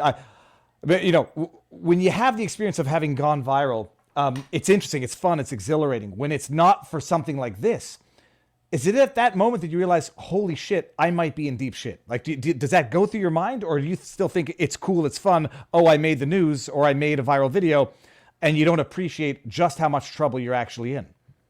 Well, I figured that because I was trying to help the cops, because there's all this evidence that I was trying to be a force for good and for peace and, stability and harmony, and I thought, well, I didn't vandalize any property. I didn't hurt anybody. I didn't steal anything. I was trying to help the police. I thought, well, I didn't break any laws, really. At least that's what I was thinking at the time. I was trying to help, So no, I didn't quite realize the level of excrement that I had stepped in. What really did it for me was when my face was all over the Mockingbird media the next day. No, and you see like society around you changing, where like it went from, oh, here's a quirky, eccentric individual to here's a terrorist who nearly overthrew democracy. At any point, did you start to fear for your safety from the general public or reactionary members of the public? A little bit, because my phone number had gone public and I started getting all sorts of weird phone calls and text messages, voicemails, some death threats, stuff like that. My social media all got taken down on the 7th of January. The media was blowing my phone up. Nobody would tell me how they got my number. And yeah, I did at first, but even now, dude, it's like I'm wearing Clark Kent glasses because people don't recognize me without the horns and the face paint, which is kind of cool. You'd think the tattoos give it away, but oh, the tattoos are they're distinct, but you'd have to pay attention to them. They actually look a little bit different even than they do in the picture, and you look a decade younger, but I guess you're not wearing the face makeup or the regalia, and this is after having gone through what you went through in jail, which we're going to get into. They get your number, so you're out, and what day is it now? It's going to be January 7. How do you get home? Well, we were driving back because we drove there. We were driving back, and that was when I got a call from my mom saying that the FBI was looking for me. So, I was like, oh, crap. She sent me like the screenshot or something, like a picture of the news and what was trending on social media. And I was like, all right, well, if they want information on me, they're looking for me, I'm just going to call them. So I called him. I was like, hey, I was the dude in the horns and the face paint. I heard you guys were looking for me. I heard you guys wanted information. So hear it from the horse's mouth. And you call the number, like when you Google the FBI and it says, here's a call. There's a call number for the FBI on the internet. Is that how you got the number? No, I got it because they had a number at the bottom of their propaganda campaign looking for information about me and all that stuff. So I just called that number. Amazing. And from what I understand from your interview with Malice, they say, okay, we'll take your number down, and they take a few hours to call you back. Yes. And who calls you back from the FBI, and how does it progress from there? The special agent in charge of my case called me back, and he was a former Marine. He seemed like a nice guy. I red-pilled the shit out of him, talking about Operation Paperclip and, the infiltration of our government and et cetera, et cetera. So long story short, I talked to him, and he and I arranged a meeting to where I would go to the FBI field office on January 9th upon my return to Phoenix. So the field office in Phoenix, Arizona. Yeah. Okay. Yes. When do you call an attorney in all of this? Oh, dude, I didn't, because I asked him, like, are you guys going to arrest me? Like, just be honest with me. I'll still show up. Because at the time, I was just wanted for misdemeanors. And because I hadn't done anything, like, heinous or awful, no vandalism, no violence, no theft, I thought, well, it's just misdemeanors. FBI doesn't really waste its time with misdemeanors. At least they didn't used to. So I thought, okay, well, just look, dude, if you're going to arrest me, just tell me. And he's like, no, we don't see a reason to arrest you. We just want to talk. We just want to get your side of the story of what happened. And I was like, oh, yeah, sure, dude, not a problem. So I showed up. They went through the metal detector. They patted me down, walked into the interrogation room, and read me my Miranda rights. Now, I know that your answer is going to be you would have done it anyhow, because had you known you were going to get arrested, you would have still done this. But you're at this point in time, you're familiar with Operation Mockingbird, Operation Northwoods, the deep, all of it, the corruption of the deep state, and yet the persecution of Michael Flynn, Steve Bannon, who's Roger Stone, and yet you go into a meeting without counsel with the FBI, who you know to be a historical evil. What the hell were you thinking, man? Well, you see, even. You may walk through the valley of the shadow of death, or will fear no evil. God is always with me. And through my shamanic journeys and my shamanic voyages into nature in the desert, and the miracles that I've experienced through my shamanic path, and my experiences in the ether and stuff like that. Dude, my faith is strong, and I just have the truth. I'm not gonna lie. That's not how I operate. The truth is my sword and my shield.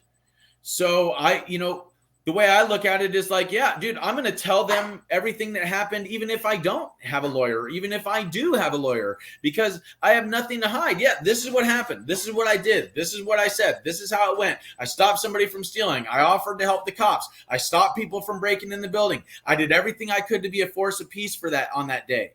But the Mockingbird media and their narrative associated my image with the chaos that went on outside the building. And from there, I was guilty by association because they made me the face of that day. And so then I had to be treated as though I had done all of those things. Well, you say you didn't vandalize, but what you actually did was much worse. You revealed that the emperor had no clothes. I mean, you humiliated the institution. Lectern guy humiliated the institution by making light of the, taking a picture with the lectern. And they had to make an example out of you. So you step into the field office and what do they say? Hey, Jacob, you have the right to remain silent? Yeah, we sat down and they say, well, you have the right to remain silent. Anything you say can and will be used against you in a court of law. You have a right to an attorney. If you cannot afford an attorney, one will be appointed to you. Do you understand these rights if they've been read to you? And I said, shit, yes. You did and then that. They're like, so do you want to talk? And I was like, yeah, I'll tell you my side of the story. I said, I have nothing to hide. I understand you're putting me under arrest, but I have nothing to hide. This is what happened, dude. I say my joke was going to be, you did the Miranda rights better than Jonah Hill and that guy from 21 Jump Street. Bada bing, bada boom. So they arrest you after. So they read you your rights. They say you're under arrest. Do you want to talk? And you nonetheless talk. Did they record the conversation? All of it. Okay. This is one, and this is what's very telling about that, okay? Because, and this is why I say the truth is my sword and my shield. This is how I live my life, is by the truth, nothing but the truth. I'm not going to bullshit, okay? Because anytime you lie, you got to remember what you said, and then that gets very sticky. So I told them everything that happened, including stopping somebody from stealing, including the fact that I offered to help police and that they escorted me around the building, that's how I got into the Senate, all that stuff. How I stopped people from breaking in outside, told them all that the day I was arrested. I also told them the exact same story when my previous attorney arranged a meeting between myself, the prosecutor, and the special agent that was in charge of my case for the FBI. Exact same story, okay, because it's the truth. It's the truth. Now, it is up to the FBI. It is their job to investigate every single aspect to the story that I give them. Okay? So that means they have to check all the CCTV footage. That means they have to see if my story is legit. So that means if they were doing their job, then that means that the footage that was on Tucker Carlson would have, lo and behold, crossed their path.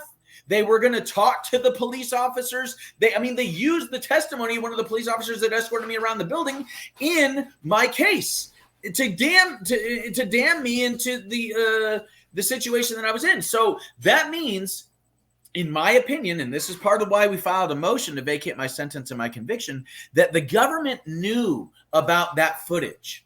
That it was, I believe, intentionally kept from my previous attorney, because making it public, displaying it for everybody to see in the midst of our negotiation at the sentencing, or for pleading guilty or whatever, the count, the charge would have been reduced. Mm-hmm. The enhancement to my sentence would have been reduced. You see. So if they were doing their job, then none of that, then all of that evidence would have come to them in the process. Does that make sense? Yeah, no, I was just saying they were doing their job, and their job was not justice. Their job was to frame and to create the narrative that they ran with for the January 8th, for the second impeachment, for the January 6th committee, for the persecutions and prosecutions that we're seeing now. How long did you talk with them for after they told you were under arrest? Like an hour. And then after that conversation, cuffs and off to jail? Yeah, but they were kind enough to put the cuffs in front, not in back, because I was cooperative. They're like, look, you're being pretty cooperative. We're not going to put your hands behind your back, but we have to put you in cuffs, dude. Can Sorry. you? I mean, it's just like we're animals. Humans are animals, and not smart ones at that. That they, after all this, nonetheless, that's their grace for your collaboration. You know, cuff you in the front and not in the back, and they won't take you on the what do they call it, the bus where they just drive you around forever, bumping around on rock. But so you go straight to jail after that. When's what do you call your mother? You have no wife, no kids, right? Yeah. So I called my mom and a couple of people that I was supposed to go down to the Capitol and give like a speech or something that day on the next day, and that just didn't happen because I was getting arrested. So I called my mom and said, hey, just let you know, I'm getting arrested by the FBI. And then I called these people I was supposed to go do a speaking engagement with at the Arizona State Capitol and said, hey, I'm getting arrested. I'm not going to be there. And then they took my cell phone, and I mean, they were at least kind enough to let me make the phone call, and this is part of why I'm cooperative, because dude, there's no point in fighting if you have the truth. There's no point. Just be yourself, be truthful, be open, be honest. It's that like Christ-like love that just diffuses conflict and BS. They haul you off straight to jail. You call your mom, you call the event. Do you call an attorney? No. I didn't have them. I didn't have any money for an attorney. For those who've never been arrested, especially by the FBI, especially in something so politicized, what do? They take you off to jail, and then you're processed, and then when's the next time you see the light of day outside of jail? Oh, outside of jail? The next time I see the light of day outside of jail, as in like outside of my cell, or as in like out of federal custody? Let's say out of federal custody, not outside of your cell, because I guess you got to go to and from court. out of custody. Well, I was officially out of federal custody on the 25th of May, but I was released to the halfway house on the 28th of March of 2023. And then I was there for like a week. And then because the media kept hounding me and the residents at the halfway house, they basically put me on home confinement and with an ankle monitor on for the remainder of my sentence. So like the last month and a half or so, my sentence, I was at home, and I had to go down to the halfway house and do urinalysis and check in with phone calls every day, several times a day and stuff like that. Had to report to my case manager. What date were you arrested again? January 9th. 2021. Yes. And you're released from custody 2+ years later, 2.5 years later.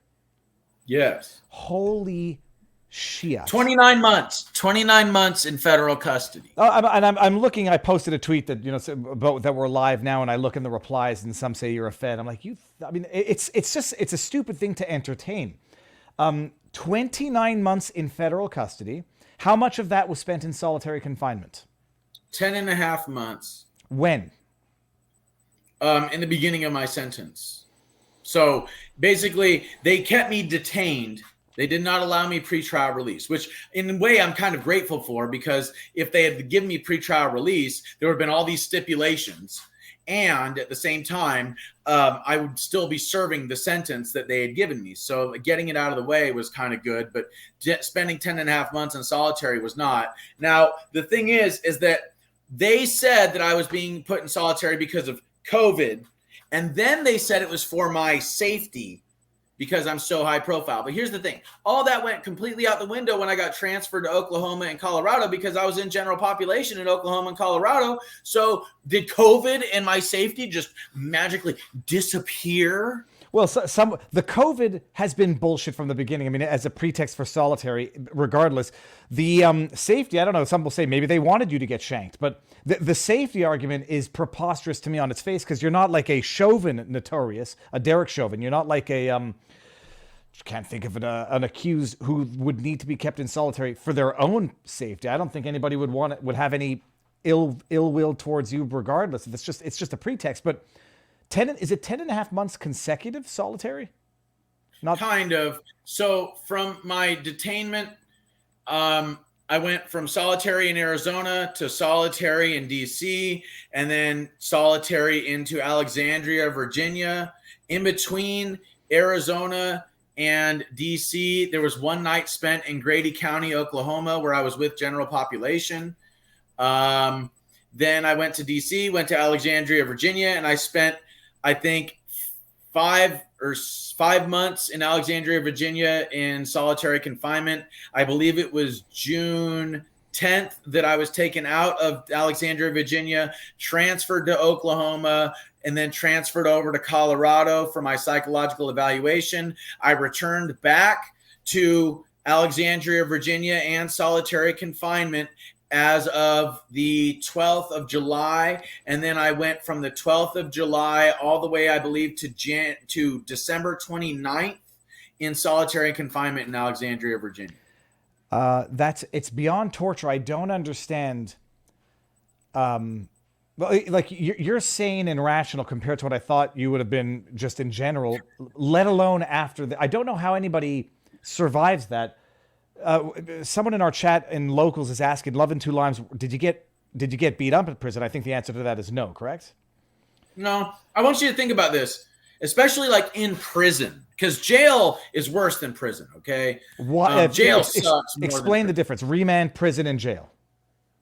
Well, jail is like county jails. You know what I'm saying? It's where it's like a local thing for the most part.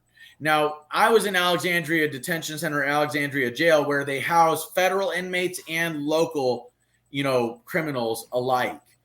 But when you go to a prison, you have much more freedom as far as you can go to the library, you can, you can go out on the yard, you can socialize with other people, there's TVs that you can watch, et cetera, et cetera. There's an auditorium. In my case, when I was in Safford, they had a weight pile, they had a library, they had a softball field, a basketball court, tennis courts, they had an auditorium, they had an education facility. I taught a metaphysics class when I was in prison. So there's all sorts of other things, all sorts of different aspects between prison and jail. Jail is much more restrictive and the conditions are far more harsh. Prison is much more loose as far as the conditions and as far as restrictions are concerned, and the conditions are much more livable. But I mean, think about it like this, dude. Like in federal prison, do you think that there's a bunch of federal prison guards that voted for Biden? No. Okay. No, I'm just going to tell you right now. No. Okay. Most police officers, most correctional officers did not vote for Joe Biden. And is federal prison going to be filled with a bunch of inmates that love the federal government? No. So on both sides, both guards and inmates, there was a general curiosity about me and my story. And because I had told the FBI everything, that kind of left me free to tell anybody whatever, because they already knew everything. You see, and this is the beauty of living by the truth, you see. So I was telling everybody exactly what I told the FBI, and none of them believed me. They're like, yeah, the police didn't walk you around. You're full of shit, Chansley. That didn't happen.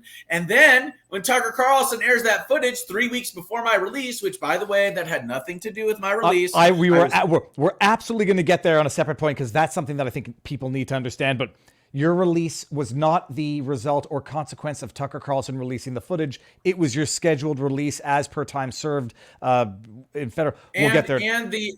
And the time that was taken off my sentence for good time and for FSA or First Step Act credits that I had accumulated because I did the residential drug abuse program.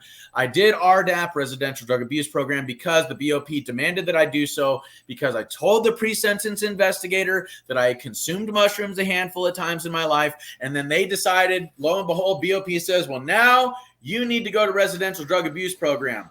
And I'm like, okay, well, I'm going to earn FSA credits. All right. So I earned 6 months off my sentence there, and I had 6 months of good time. That took a year off my sentence. So 12 months off of 41 is 29.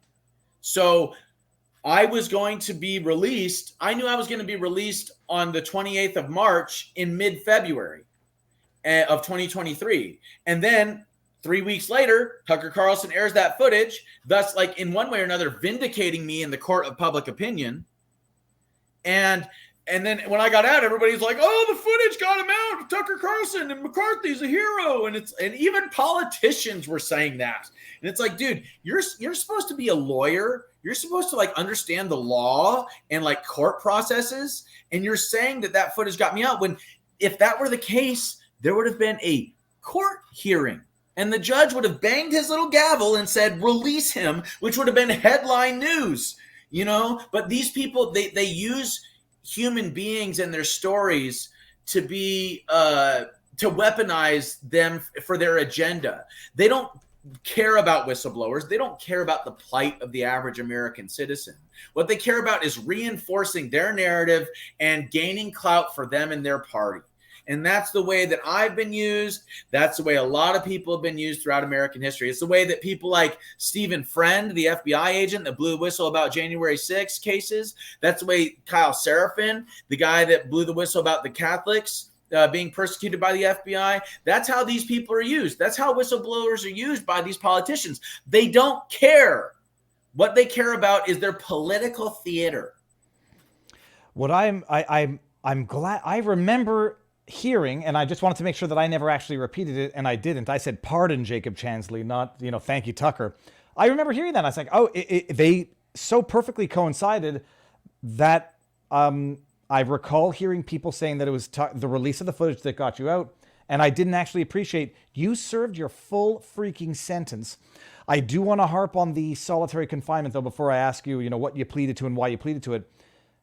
How do you get used to solitary confinement? Are the lights on all the time?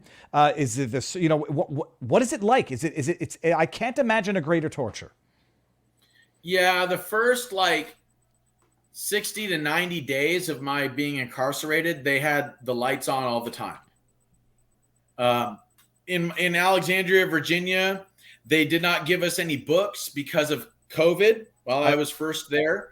And they also gave me like a little ham radio thing that I could listen to, but they stuck me in a cell with no reception. So for like the first 35 days, because of COVID, I was in solitary. And then later it was for my safety. I was without a radio and without books. All I had was a pen and a pad of paper. That's amazing. So there's no getting used to it. To answer your question, there's no getting used to it. Some people do. I knew a guy in Colorado that had done 5 years in solitary. I met another guy in Colorado that did 13 years in the hole. I don't know how I don't think, when you say get used to it, are they, and I'm not saying this to be mean or demeaning, are they just not broken and crazy in a damaged sense? Oh yeah. They become institutionalized at that point.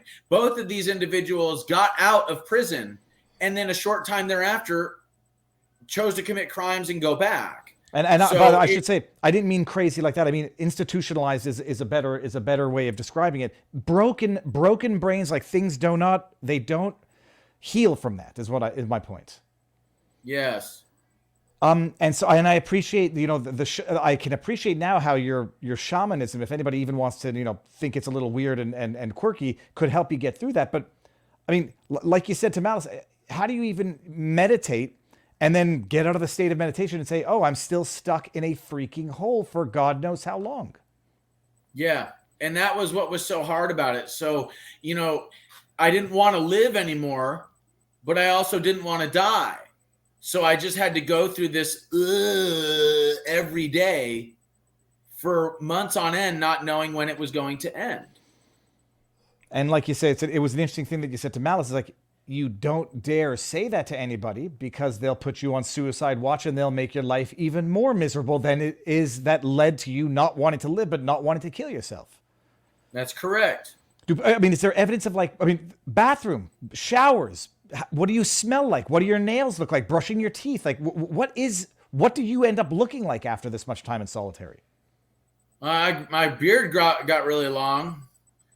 They gave us, when you get in the shower, so they give you 20, in Alexandria, they gave me 22 and 22-hour lockdown, 2 hours out of the cell, where I could either get on the phone, shower, or watch TV.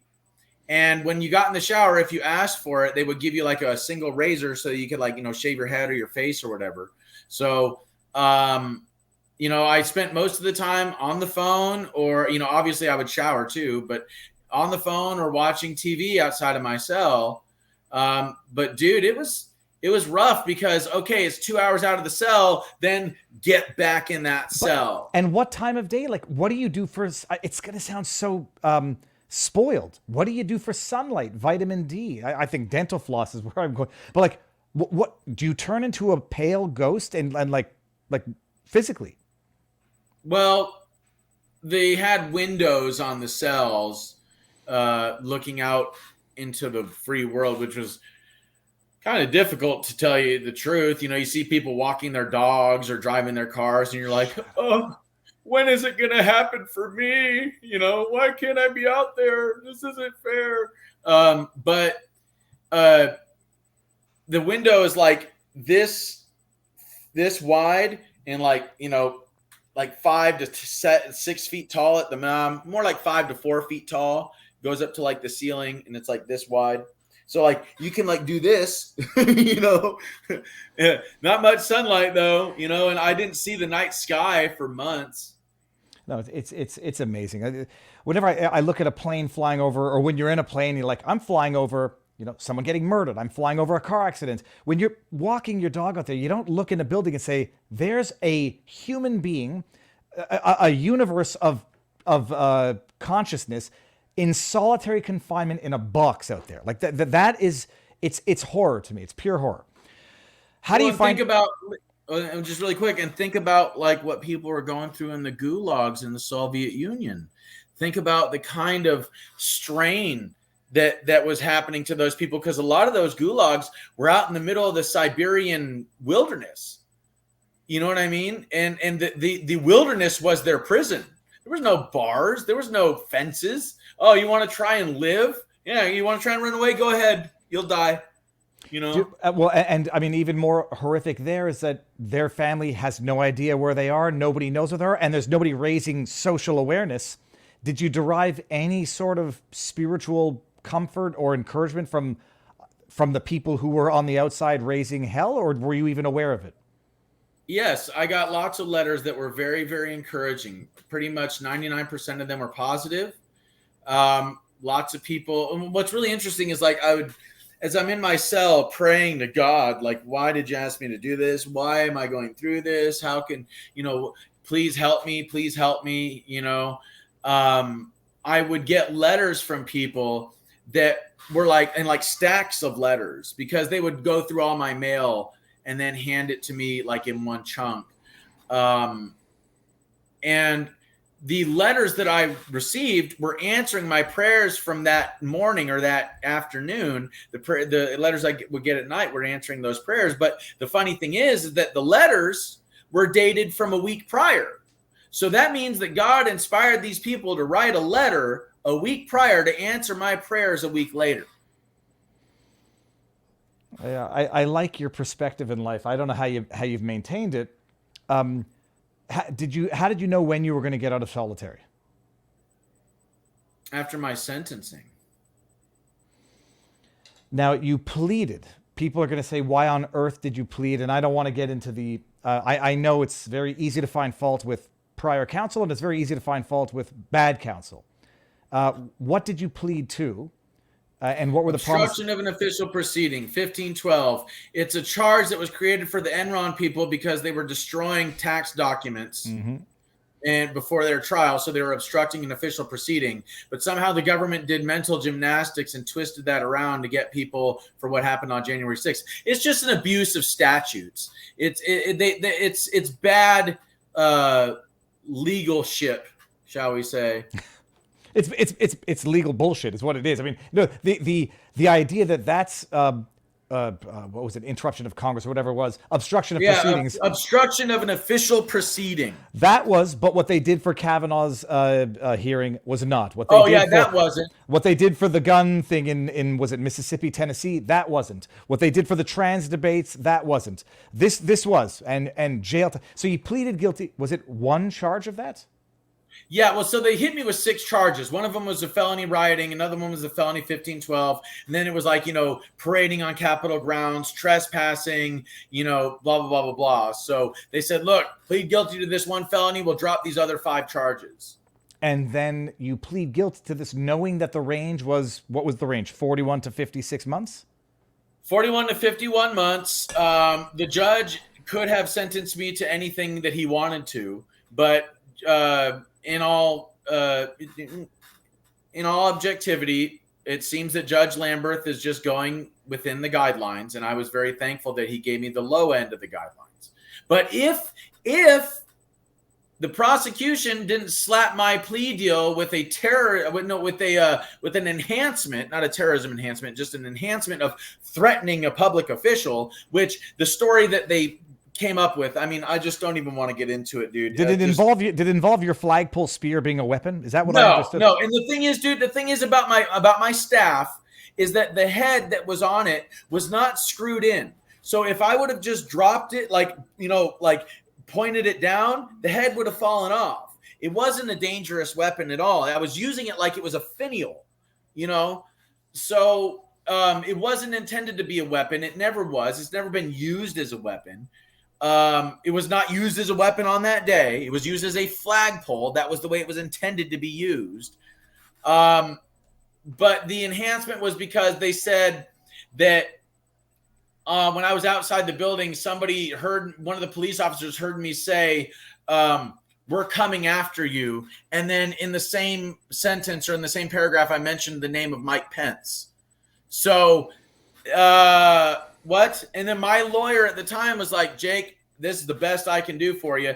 Now, the current lawyer that I have now said, "Jake, I never would have had you sign that. You gave away all your appeal rights. The enhancement that they hit you with wasn't even applicable to what it is that they were trying to do. This 1512 charge, blah, blah, blah, blah." So, but the thing is, dude, Sun Tzu, Art of War, never fight a battle you can't win. And, yeah, that's it. In DC, bro, they even told Enrique Tarrio that if they were trying him in any other location, the case wouldn't stick. They've said that so many times. Even Nancy Pelosi's own daughter said that if they were doing these trials in any other portion of the country, that they would get dismissed. But because they're in DC, which, by the way, has its own laws. It's like an international portion that is outside of the United States government, outside of the country. It's the District of Columbia. Because that's where it's at, the system is rigged. Man, so you get sentenced to 41 months. Are you aware at the time? The difference between 29 months and 41 months to me is there's no difference. It's just I don't even know how you keep track of time at that point. When you were sentenced to 41 months, were you aware that you could get out if you do everything right after 29, give or take? My current attorney, Bill Shipley, told me something to that effect, which is why I was so grateful to be placed in the RDAP program, because then that means that I could help drug addicts and I could at the same time get time off my sentence. Mm-hmm. One of the things that I thought about after I stopped working with kids was the idea of working with inmates. But I didn't really have any way of doing that. And after working with them for a little over a year, I've come to the conclusion I don't want to do that either. God love him. Well, no, I mean, it does bring me to, okay, so are you officially a free man now? No community service? Kind of. I mean, I'm on supervised release. Supervised release. For how long does that last? 3 years. 3 years as of when? As of May 25th, 2023. I don't know if I've forgotten to ask you anything. There were 3 Rumble rants from our Rumble rants. One was from Barbrisa Ariane says exactly, and I'm not sure what that was in response to. There is a line between I don't follow anyone and read my book. How does Jacob navigate that line? P. Moyer. And I don't think that's a sarcastic question. What insights are you offering? Like, what do you want people to take away from your book if they're going to read it? Well, do the research. Okay, everything that's in that book is designed to be fact-based, to be designed to place together the big picture. The compartmentalized puzzle pieces are all put together. You see, as each whistleblower comes forward and blows the whistle on their particular compartmentalized portion of the system, of the security clearances and all that stuff, then you can end up stringing together all of those compartmentalized pieces, and you can see what's going on behind the scenes as you listen to the testimony of each of these individuals, each of these whistleblowers, especially if you look to see who it is that gets killed shortly after they blow the whistle. People like Gary Webb, people like Phil Schneider, people like Bill Cooper, etc. Okay. If you look into these individuals and you look into what they're saying, or people like Edward Snowden and Julian Assange, look at the people that are persecuted. Look into what it is that they're saying. Okay, because that Facebook whistleblower that came out before Congress in 2021 that was talking about, what Facebook, they need more government intervention. They were praised by the Mockingbird media. They were praised by the government. So that means they're doing what the government wants. If they come forward and they blow the whistle, like, say, Gary Webb or like Julian Assange or Edward Snowden or Phil Schneider. It's death or virtual death. Yes, exactly. So what I've done is I've conglomerated all of these testimonies from whistleblowers, including whistleblowers that most people don't even know about, and I've placed together all of these whistleblowers and all the things that they said, including people like Ronald Bernard and Paul Bonacci, including people like John DeCamp and the Franklin cover-up, including, like Alex Jones and what he did with the Bohemian Grove, and Zachary King, the ex-satanic wizard that did did satanic rituals in abortion clinics and at Bohemian Grove. I've placed all of these whistleblowers' testimonies together, and I've also strung together the understanding of basics in psychological warfare and how it's almost like the thread between all of these beads, and how these things are either being deliberately kept from the public or they're being contaminated by the Mockingbird media so people don't investigate these individuals and their stories. And so there's actually a lot that comes to it. And I'm not telling people to follow me. Look, the greatest leaders are not the ones with the most followers, but the ones that create the most leaders. My book is intended to create leaders. As you look into everything it is that I have in my book, you then become a leader on my level of understanding about what's actually going on. And that's the only way we're going to win. I don't want to be greedy or selfish with your time. Do you have a few more minutes? I have a few more minutes, but I really got to pee, so let's make it fast. Okay, fine. What I'm going to do here, I'm going to end this on Rumble, and I'm just going to take some of the questions that we have in our locals community, if you're good with that. If that's what you want to do, yeah, sure. Okay. Where can people find you for the Rumble side before we head over to the smaller? You can find me. You can go to my website, ForbiddenTruthAcademy.com. That is ForbiddenTruthAcademy.com. There's all sorts of free courses. My podcast is there. A bunch of my interviews are there. ForbiddenTruthAcademy.com. There's also merchandise people can buy. You can also find a link for my book on ForbiddenTruthAcademy.com. If you review all the free content and you like what you have, and there's literally over a dozen hours at this point, if you like what you've read or what you've heard, then you can schedule a consultation with me where I can apply all the knowledge that you have been given for free and tailor them toward your personal ascension, spiritual ascension journey. And then if people want to book me for an interview, there's a bookings portion as well. Then they can also follow me on X or Twitter at America Shaman. That is America Shaman, at America Shaman on Twitter or X. I'm going to put all of those links in the pinned comment. I put your book there for now, but I'll update it afterwards. One more thing. I'm also on Rumble. That people can go to my Rumble page, Yellowstone Wolf AZ. And then that's all in one word, Yellowstone Wolf AZ. That's my personal Rumble account. You can also go to Forbidden Truth Podcast. That's my podcast account. And you can also go to the Occult Apocalypse Show. That is a joint joint effort that I do with a dude from X or Twitter. And we basically lift the veil, hence apocalypse, on everything that is occult or unseen. Amazing. I'm going to put all those links up there, and nothing happens on our end. I'm just going to click end on Rumble, and we're going to be live on Locals, vivabarneslaw.locals.com. And we'll keep it quick. I got to pee like a racehorse too, but I'm holding it in. Rumble, thank you all. Jacob, amazing stuff, but stick around for a few more questions. Okay, we've done this here.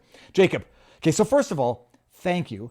On a personal level, you seem to be doing fine.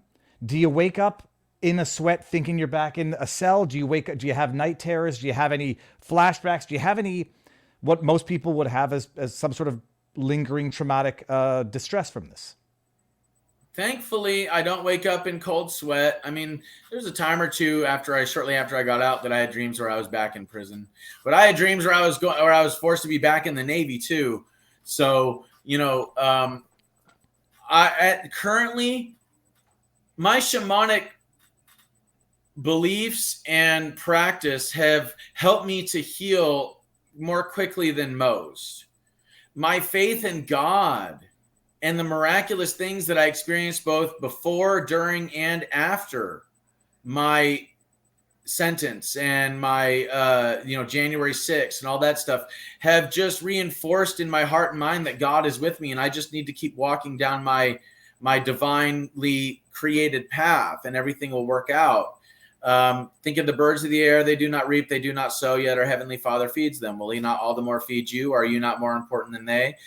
I really have taken that to heart. Have faith the size of a mustard seed. You'll move mountains. These things and greater you will also do. Have I not said ye are gods? And the other biblical verse that comes to mind is, what father gives his son a stone when he asks for a piece of bread? And God is my heavenly Father. So if I ask for a loaf of bread, God's going to give me a loaf of bread, not a stone. And finally, this is the one that really blew my mind.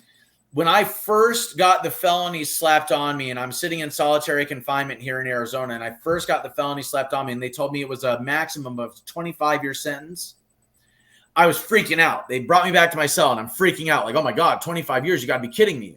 I didn't understand how the legal system worked at the time. At least not the intricacies of it. So anyway, I got back to my cell. I had a Bible in my cell, and I was like, God, you asked me to do this. You asked me to go through this. Now they're talking about 25 years. I need you to speak with me like now. So I'm going to open this Bible. I'm going to close my eyes. I'm going to open this Bible, and I'm going to point to a random verse with my eyes closed, and I need you to speak with me now. Please. So I close my eyes. I open the Bible. I point to a random verse with my eyes closed. I look and see what verse I'm pointing at, and it says, I am yours and you are mine. I have redeemed you and called you by name, O Jacob. So that blew my mind. And things like that have happened throughout my sentence, and they've helped me to keep my faith. So long answer to a short question. No, it's amazing. It's amazing. Now the cynic and the rational individual, I'll say, you could have landed on any portion of the Bible and you would have derived meaning from it. And that had my name in it. The statistical likelihood. I'm such an idiot. Well, the statistical likelihood that my name would be the verse would be in the verse I pointed at is astronomical. I didn't piece that two and two together because I'm a bit dense sometimes. Okay, I get it now. Not bad. Okay, Slack wants to know what's the story behind the Nordic tattoos. I feel always not embarrassed, but awkward asking the questions because I don't know if people feel objectified when people ask about their tattoos. You have when are they from? How'd you get them, and what do they represent? So I was told I have Viking blood in me as well, not just Native American. The Yggdrasil over my heart, the world tree of life, is over my heart because I care for all life on this planet. I am here to protect all 9 realms from chaos and destruction. And so it's over my heart, the largest electromagnetic field in my body. I have the Vulcanite up here. I did that one myself in the mirror. What's the difference between the Vulcanite and the previous triangle we saw? Look at it. It's 3 triangles together in one. There we go. Now, that's not a spiral triangle. Okay. Am I wrong in thinking that the ADL qualified that as something bad? I don't know. I don't listen to the ADL. Here's the thing. It is a symbol that is for millennia had a lot of controversy about what it means. Some people some people think it means heaven, earth, and hell. Some people believe that it means and symbolizes all 9 realms. It's called Odin's knot. Some people believe that it's like a portal. It is placed on the tombs of Viking warriors that die fearlessly in battle, okay, and get to go to Valhalla, which is like the Viking version of heaven.